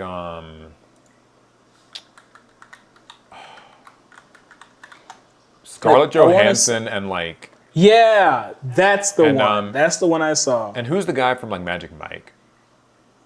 Who's that guy? That's Channing Tatum? Channing Tatum. Yeah, Channing Tatum. those two I think they're in an Apple TV Plus show, I think. Maybe, or maybe it's a movie, I don't know. No, I don't know if it's a TV show or a movie either. But I remember I saw that 'cause when I saw the picture of it, I was like, oh, I might check that out. Then I saw it's an Apple TV, and I was like, okay, good for them. And Yeah, I it moved was on with my never- life. I was just like, Yeah. No, I totally understand. Like, it's hard to really get people to like budge on things. Like just in every category, like once people are kind of like locked into the games they play, the shows they watch, like the platforms that they use, you just kind of start to get to a point where it's like, oh, like that's on Apple TV. Oh, well, whatever. I'm not like, I don't want to see it enough to change. I just, yeah, it's like I'm interesting. good. I don't need it. So, cool story. Anyway, back to you. All right, so this is my last one. Okay. Bear with me here. It's an article that asks, why don't straight men read novels? Huh? So it says, men often read nonfiction books in the name of self-improvement, but many are reluctant to pick up works of fiction. Interesting. Okay. Alex, 24, thinks reading for pleasure is a waste of time. Instead, he reads to learn about current affairs, maths, and black history. Similarly, Finn, these are all fake names, 24, has only read one fictional book outside of his childhood. Wait. Okay. Question. Where are these like coming? Where is this coming These are from? these are this is on a website called Dazed. Okay. This is off of some like Twitter thing I saw like a couple days ago. Okay. All right. All right. Just wanted some context. Okay. Continue. This, the quote says, "I don't really find the time to read, but if I do, it's usually nonfiction," he says. Alex and Finn both feel compelled to make good use of their time, good being a capitalist innuendo for productive. Yeah. In our increasingly time-poor, grind-obsessed hellscape, they were This is writing strongly on this. worded. Okay. 7 to 9 gym, 9 to 5 work, 5 to 9 side hustle. Coming up for air from being a cog and curling up with a novel just because you want to is a borderline sensual pleasure. Another quote, our culture makes a fetish of practical outcomes, and perhaps because the outcomes of fictional reading don't patently lead to higher wages, it seems less worthy, says Suzanne Keene, professor of English at Scripps College. Now, I could read the whole thing, but I'm not going to do that. What I want to ask is, well, Paul, when was the last time you read some fiction, like a novel? Okay. Before I get into that, I guess this sounds like kind of a opinion piece slash like sort of investigation type of report, right? It seems that the overarching idea here is that men are not reading. Namely, they're not reading fiction. Yes. Okay. That we prefer to read more. If we read at all, we prefer to read things that have a practical application in our lives. Yes. Yes. Okay. I get the premise that they're going for. And I figure a lot of our audience we're men, and I do want to ask how much because fiction I just want to ask nonfiction do you read? Yeah, like how much do you read if you read at all, and when you do, how much fiction, how much nonfiction? Oh wow, yeah. So I do want to hear from people. So putting aside maybe some of the strongly worded parts of the article that seem and they're in there, guys. If you want to get mad, it's in there. A little charged, but I will say that I think this is just anecdotal. I've noticed that in my life in general, like a lot of the men that I know versus the women I know, like it seems like women are more likely to kind of take more of an interest in fiction, novels, more maybe creative writing, and men less so. But I don't think it's as simple as that, because I think like with reading, yes, that seems to be the case. I think with media though, it seems like it's more of an even split, because I know a lot of men kind of escapism through the MCU. Yeah, like the MCU, Star Wars, right? Like it's so that's my initial impression of it. As for go ahead. I was like in my personal life, I found this article interesting because if I got stabbed in the shoulder when I read it, because I was like, I looked at the closest book to me, and it's a biography. Yeah. And then I thought about the last few books I'd read, and I was like, well, they all are nonfiction. I have 2 books sitting in my car. They're both nonfiction. Yeah. And I was like, have I been brainwashed out of fiction? Because I spent my entire childhood reading fiction for the most part. Are you an evil straight male? I don't know how much being straight has to do with it. I don't like when they put stuff like that into headlines, or it was unnecessary. That feels unnecessary. I don't think that has the sexuality has much to do with it. Maybe I'm totally interested in the gender studies element. I just don't know why they. Anyway, carry on. Maybe they get into it in the article. I don't know. But it did feel strange because I was like, well, I'm a straight male, and yeah, I guess I haven't read fiction in a while. Is there something wrong with me? because whenever, and I always tell people that I like to read, and and people we talk about the types of books we like, I always say that, well, I like to read a lot of nonfiction. I like to read biographies about like great people who've done interesting things. I just want to learn their perspectives. Yeah. I got turned off from fiction because at one point I was binging so much like fantasy, so many fantasy novels that I was starting to notice that a lot of them were leaving me. I felt unfulfilled when I would finish them, Yeah. and I was like, it didn't feel like it felt like I'd stopped learning from the books. But I think that also might have been just the quality of novel I was reading at the time. Maybe they just weren't very good. But I just started reading nonfiction, and I haven't really had a problem with that since. I But I don't think that's because I'm a man, right? I mean, like, it could. So, this is one of those topics that's kind of difficult to approach because it's so easy to kind of like have like a bad faith interpretation of this. Like, I would already say, like, just the article from the start seems like it's kind of like positing that men are in some way wrong for preferring this, like preferring nonfiction. Or even like I haven't read the full article, but it kind of seems like it's like just citing like kind of people's testimonies, like just oh here's what someone thinks, but like I mean, the point I guess I'm trying to make is like I don't think it's wrong to prefer fiction or like nonfiction. I know that there's like kind of this impression that people have that like well if you're reading like fictional works then that's like a waste of your time or like it's not as productive and in this world where we only have a few maybe sparse minutes a day to ourselves or something that maybe you should be reading something that will like help you become more just like knowledgeable and productive and like some hard facts. I just Like, sorry, go ahead. I get the feeling that if men aren't reading a lot of fiction, I think it's because, like you said before, we consume a lot of fictional other media. Yeah.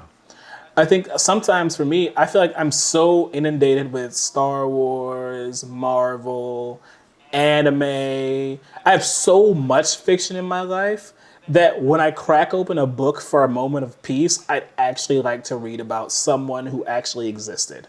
Yeah, I agree. I mean, I recently got this book, and I don't have it next to me. I think it's in my bag somewhere. It's just about like speaking in like business dealings, but also like interpersonal speaking, like just with people and stuff, and the different types of speaking styles. And I guess like yeah, when the question's posited, it is certainly a nonfiction work. I was just like reading it on my plane ride recently, and like I don't. I guess like for me, I don't think that there's like a super deep, gendered thing. Like I know a lot of people like to take these stories and Yeah, I kind of don't turn it think so into either. they'll turn it into something where it's like, okay, men read this because like they're more like productive and like, goal oriented and they like get things done, unlike these emotional women who just can't get out of their feelings and live in a fantasy world. Like no, I truly do not think that. What I do think though is just that like it t- taste and preferences like I don't know like it's Like, I don't think that there's like any more like there's a lot more to it than that I guess. the I Or maybe think there is. the important thing with this is guys in the audience in the premiere, let us know what have you been reading, Yeah. or like because I feel like once if I can read through the comment section, I'll know if this article is right or wrong or Yeah, like what have whatever. you been Because reading? What do you read? I mean, like I think that this is maybe like a hot take, sort of, is that I think it would be nice if, like, perhaps, if we're assuming this is true, and like women read a lot of nonfiction, and men read a lot of, or women read a lot of fiction, men read a lot of nonfiction. I think both sides could probably benefit from indulging perhaps more in the other than, like, that's true. That'd be interesting. What if we just alternated the genre? If the last book you read was nonfiction, the next book you have to read is fiction, and vice versa. because That like, way, this article means nothing. yeah, I guess so. Because like I don't know, I sometimes think I would like to get back to reading like some more fictional stuff. Like I feel like I burnt out all of my fiction reading in my like childhood and teenage years. Like kind of like what you were saying. Like maybe it feels like I've consumed a lot of the fantasy in books, and now I just kind of only want to read books that aren't fictional, but that are just applicable to life, perhaps. It vaguely reminds me, and I think everyone in this community can relate to this. You know how your parents told you that one day you were gonna grow out of your interest in cartoons and like children's stuff. Yeah. And and you kept getting older, and you're like, man, I still love anime, and boy, this Yu-Gi-Oh card game, it slaps. Yeah. But maybe they were right in some weird way, because I don't know when I stopped reading a lot of like fantasy novels, but I did. Yeah. Like maybe I didn't give up on the other stuff, but maybe I gave up on that. I don't know. I mean, anyway, guys, let me know what you've been reading. Well, no, I mean, yeah, like I don't. There's one other thing I was going to say about that is I think that like all of us as adults just kind of are like looking to fulfill like things that we didn't necessarily get to like do in our childhood. Like for instance, like there are a lot of grown men who collect figures and things like that. It just model kits, figures, things like that. Maybe you weren't able to like have them as a kid, but it's still a way to like indulge like those interests. And I recently saw the too. largest collection of Super Soakers I've ever seen in my entire life, and that man was like 47. Yeah, so I don't know. It's a good question. I hope that people in the comments engage in it in good faith, or at least try to. Like this isn't. It sounded like the article maybe wanted to be like this gendered debate thing, like one's more valid. But it doesn't have to. But I really don't think it has to be. I'm just kind of curious what people like to read. I myself would not mind reading a little bit more fiction in my life. So yeah. I guess manga doesn't count, does it? It does. I mean, it certainly does, right? I would. Oh, think then so. it means I do read fiction. Yeah, I read manga. Yeah, so maybe it's the flavor of it. Like the medium is slightly different, but like you're still reading fiction, so. I don't know. That's a good. All right. That's a very good story. I have to say. It was a very different one. It wasn't tech or cars or anything. Yeah, but I mean, hey, that's the type of stuff that I like to kind of dig into.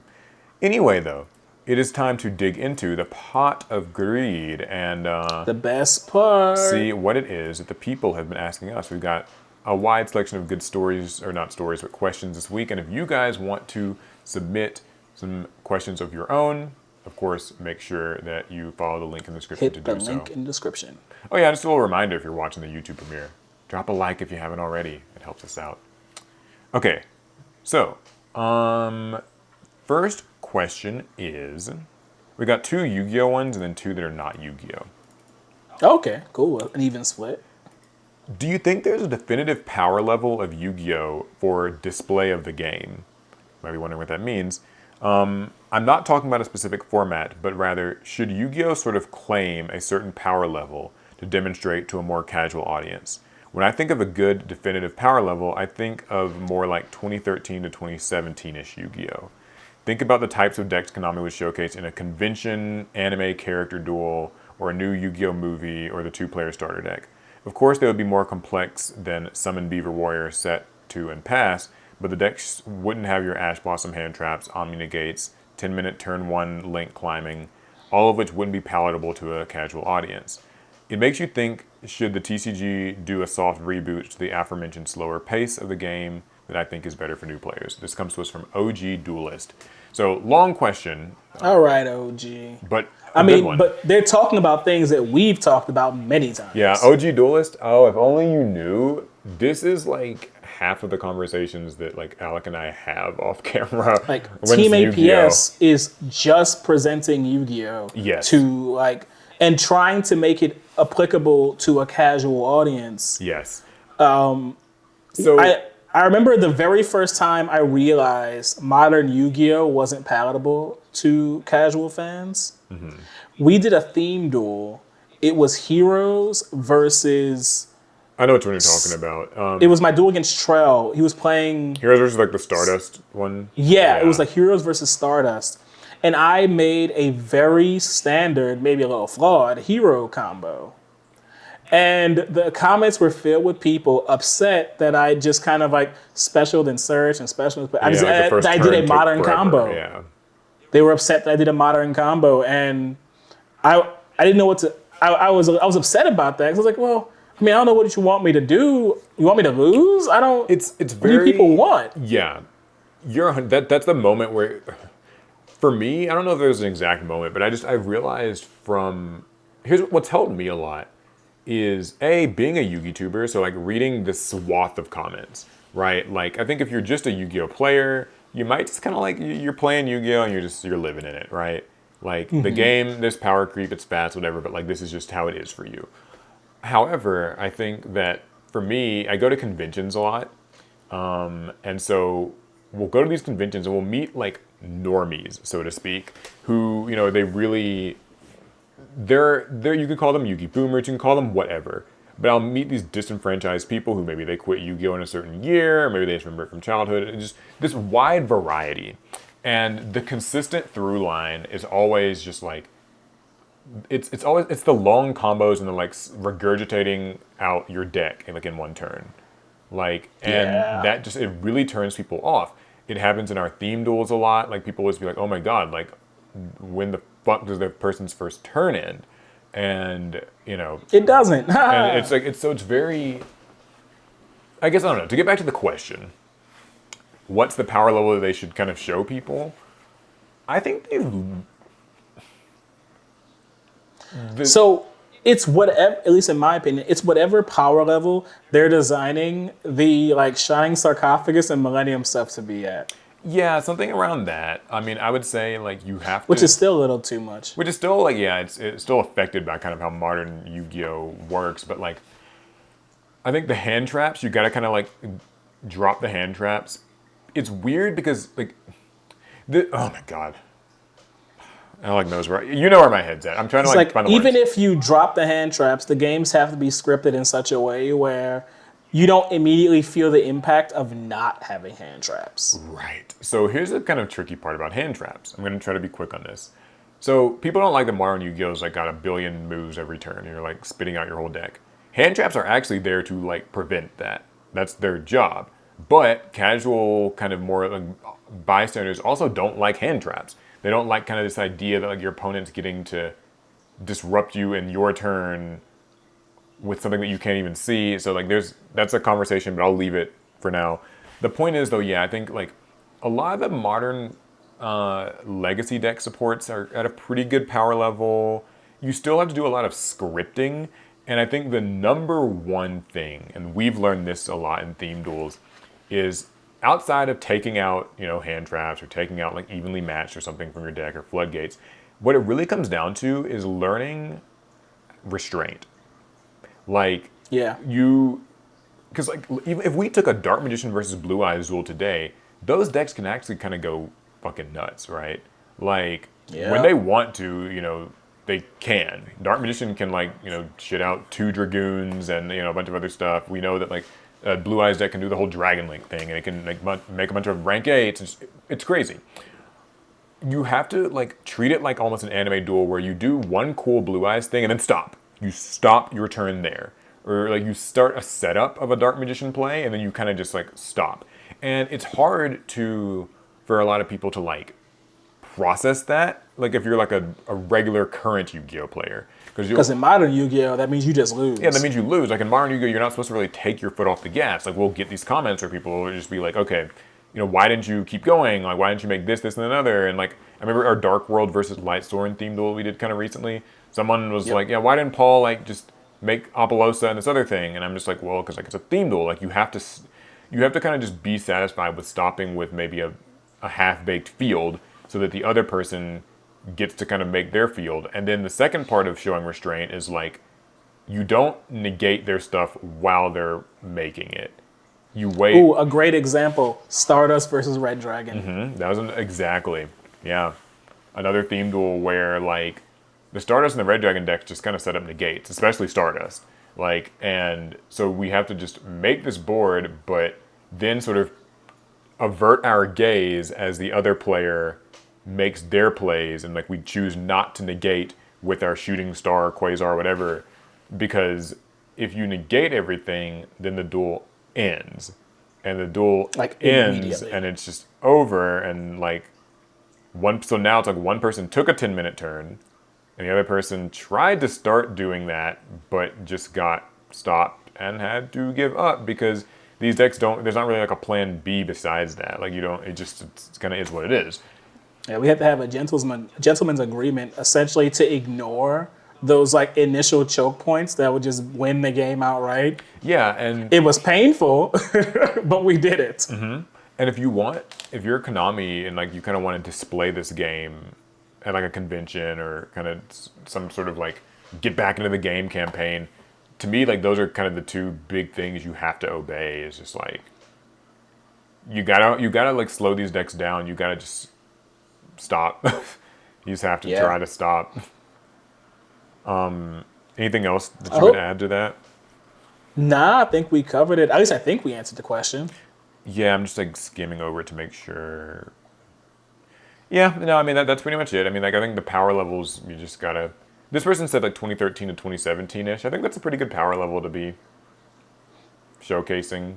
Like to showcase Yu-Gi-Oh as like a fast modern game, but like still not. With pendulums. Yeah, not super crazy. So, and he mentioned like a TCG soft reboot.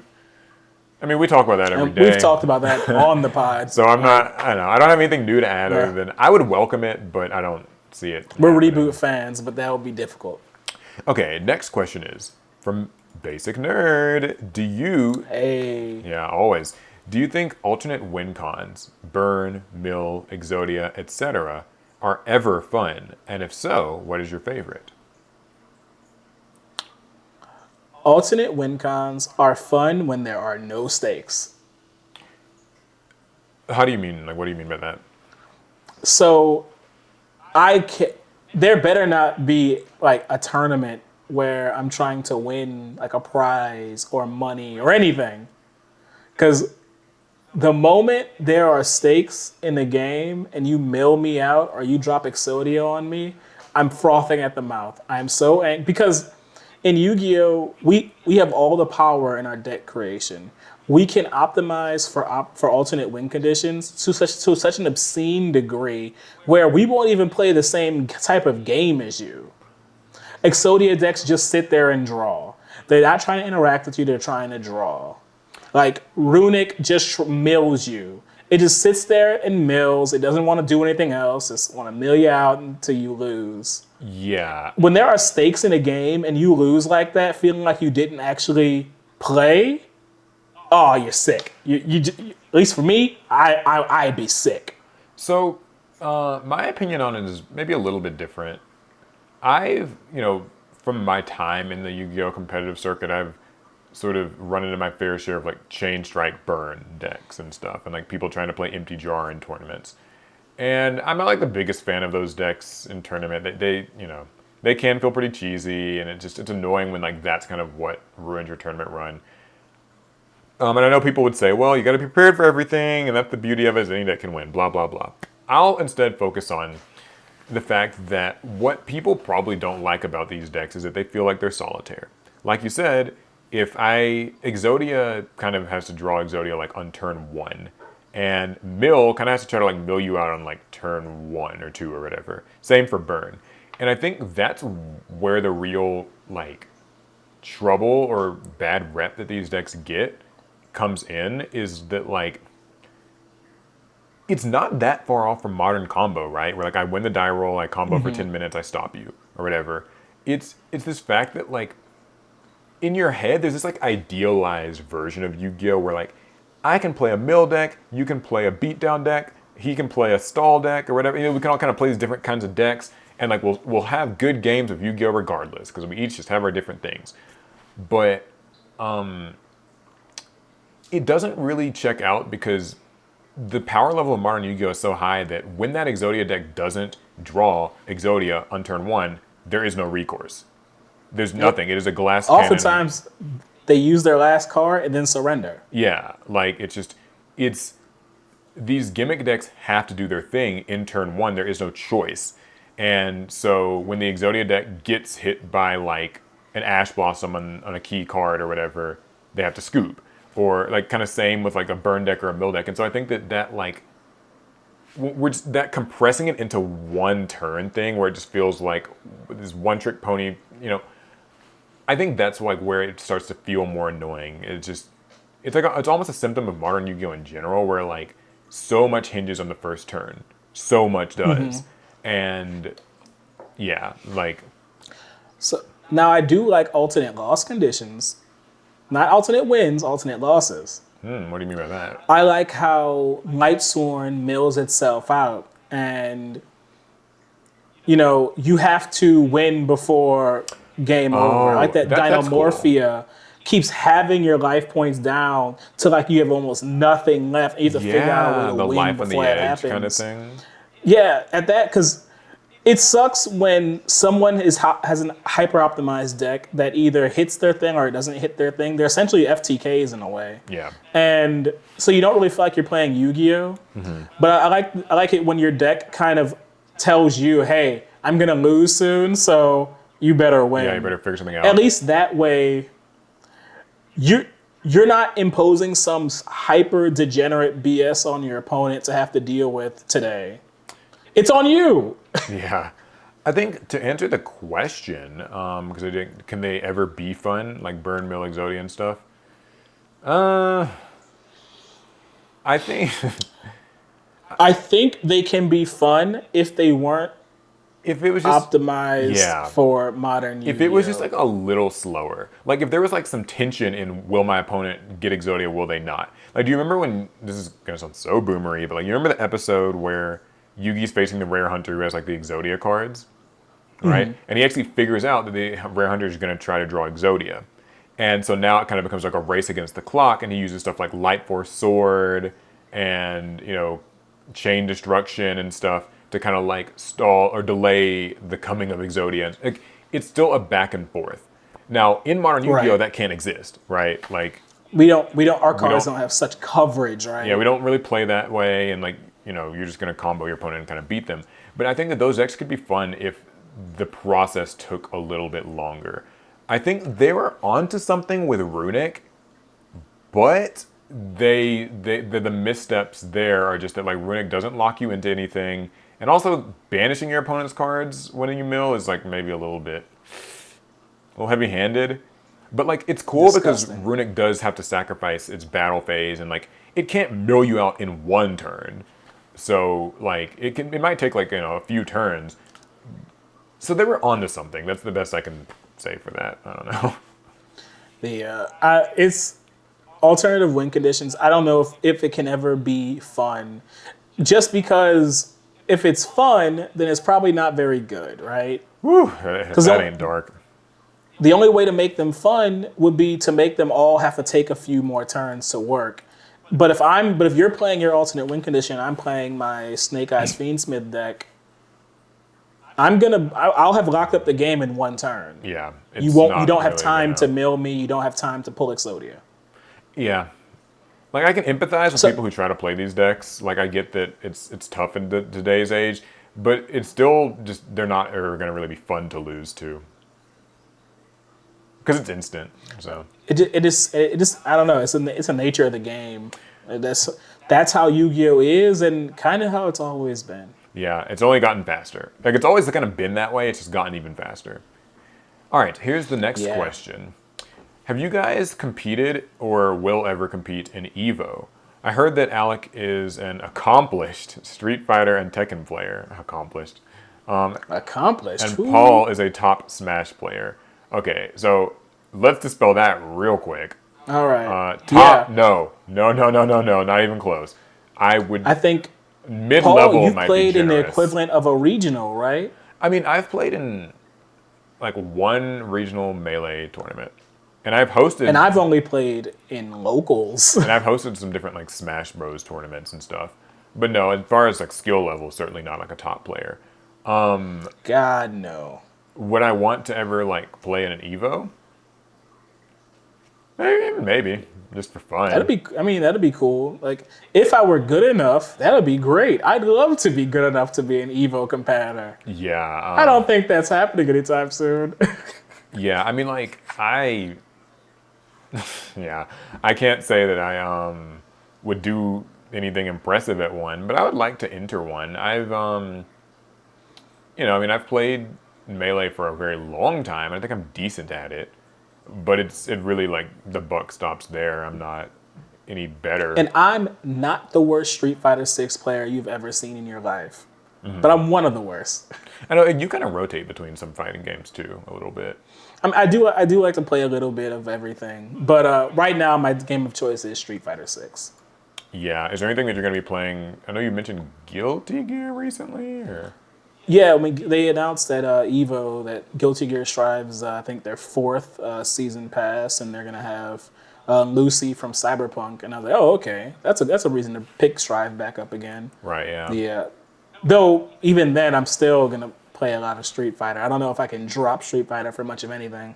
No, yeah. I agree. I mean, I like fighting games. I like watching them. It's pretty cool.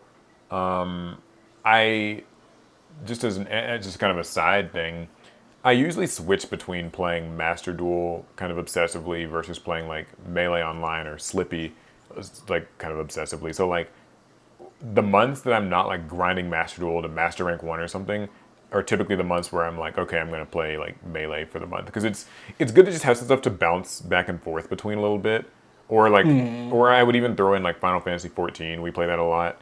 I throw that into the mix where it's like, sometimes there's some downtime with one game, and so you can sort of like invest that time into like something else. And For me, it's 14, 14. I mean, 14, Fortnite, and Street Fighter. It's a lot of yeah, Fs. yeah, oh yeah, that's true. Fighter, Fortnite, 14.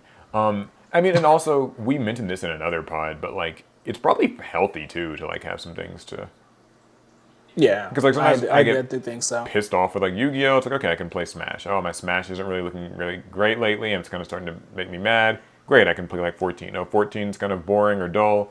Back to Master Duel. Like it's a nice. I think too many people have like the one hobby, and then you start to like tie your whole mood to it, and that's no Yeah, good. That is you no gotta good. be to switch it up. Okay, final question.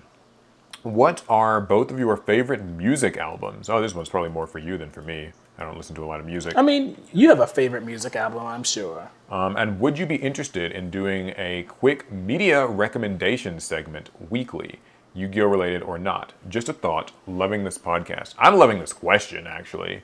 This is something that I think I've wanted. I've wanted to have like a segment where we just talk about maybe like one show or like song or movie or whatever, book even that like we've just been reading in the past like week or two or whatever, and like bring it up. But That's fair. as music albums go, I really don't listen to a lot of music. I used to listen to like video game music a lot, and I don't even really listen to that much anymore. So you answer. So, of all time, because I listen to quite a few different genres of music, but I'd be remiss if my answer wasn't the College Dropout by Kanye West. His ideas and politics aside, I love that album to death. I can rap every lyric back to front, front to back, whatever. But that's kind of like that's an easy answer. It's a lot of people's favorite We have album. something that's like more obscure. Or, Well, like so right now, I've been Or listening recent. to this J-pop singer Otto, and I've been listening to her second album, Zamu. I know a very drastic shift in no, genre, hey, I mean, but well, that's the thing that I've always respected about you, and like, I mean, more people are like this now too. Is just like, being like locked to one genre of music permanently forever is not really very, like it's fine, but like, yeah, I think like listening to a lot of different things is good. If you had to recommend an album for me, what would you recommend? Since I oh couldn't my answer gosh, the question. just any album You can in just the recommend entire anything, world. anything at all. It's something that you like and you think like, oh, Paul might like this. So I am almost 100% sure that you would enjoy Kanye's My Twisted Dark Fantasy. Okay, I'll give it a That listen. that's a great album. You know what? I'll Or give it my a dark, listen, my dark twisted fantasy. and I might report back. And that might be that could be fun. That's a fire album. I can't even think of a skip. Can't even think of one. And so this person also says, would you be interested in doing a quick media recommendation segment every week? So sure, we can kind of do a little trial run here. Is there a? We consume so much media, we might as We well. really do. I think that's something that like the people don't know as much about us. Is like we're kind of We're, I mean, We really sit in front of these computers yeah, sometimes. we're media consumers for sure. Like if anything, I'm trying to. One of my goals right now is I want to actually start watching more shows. I feel like I play games a good bit and like watch a lot of anime. I kind of want to like maybe like watch some more of these like live action shows. Like I don't love that medium much, but I'd like to maybe just watch a few of them to see like what the hype is about. Like, you know, people are always like talking about like, oh my god, like the new episode or whatever. Like you watched Game of Thrones when that was like airing every Sunday, and it was like a huge deal. Now I'm watching House of the Dragon. Yeah. So, is there like a video? It can even just be like a YouTube video. Anything that you've seen in the last week or two or so that you'd maybe like recommend? A YouTube video. Anything.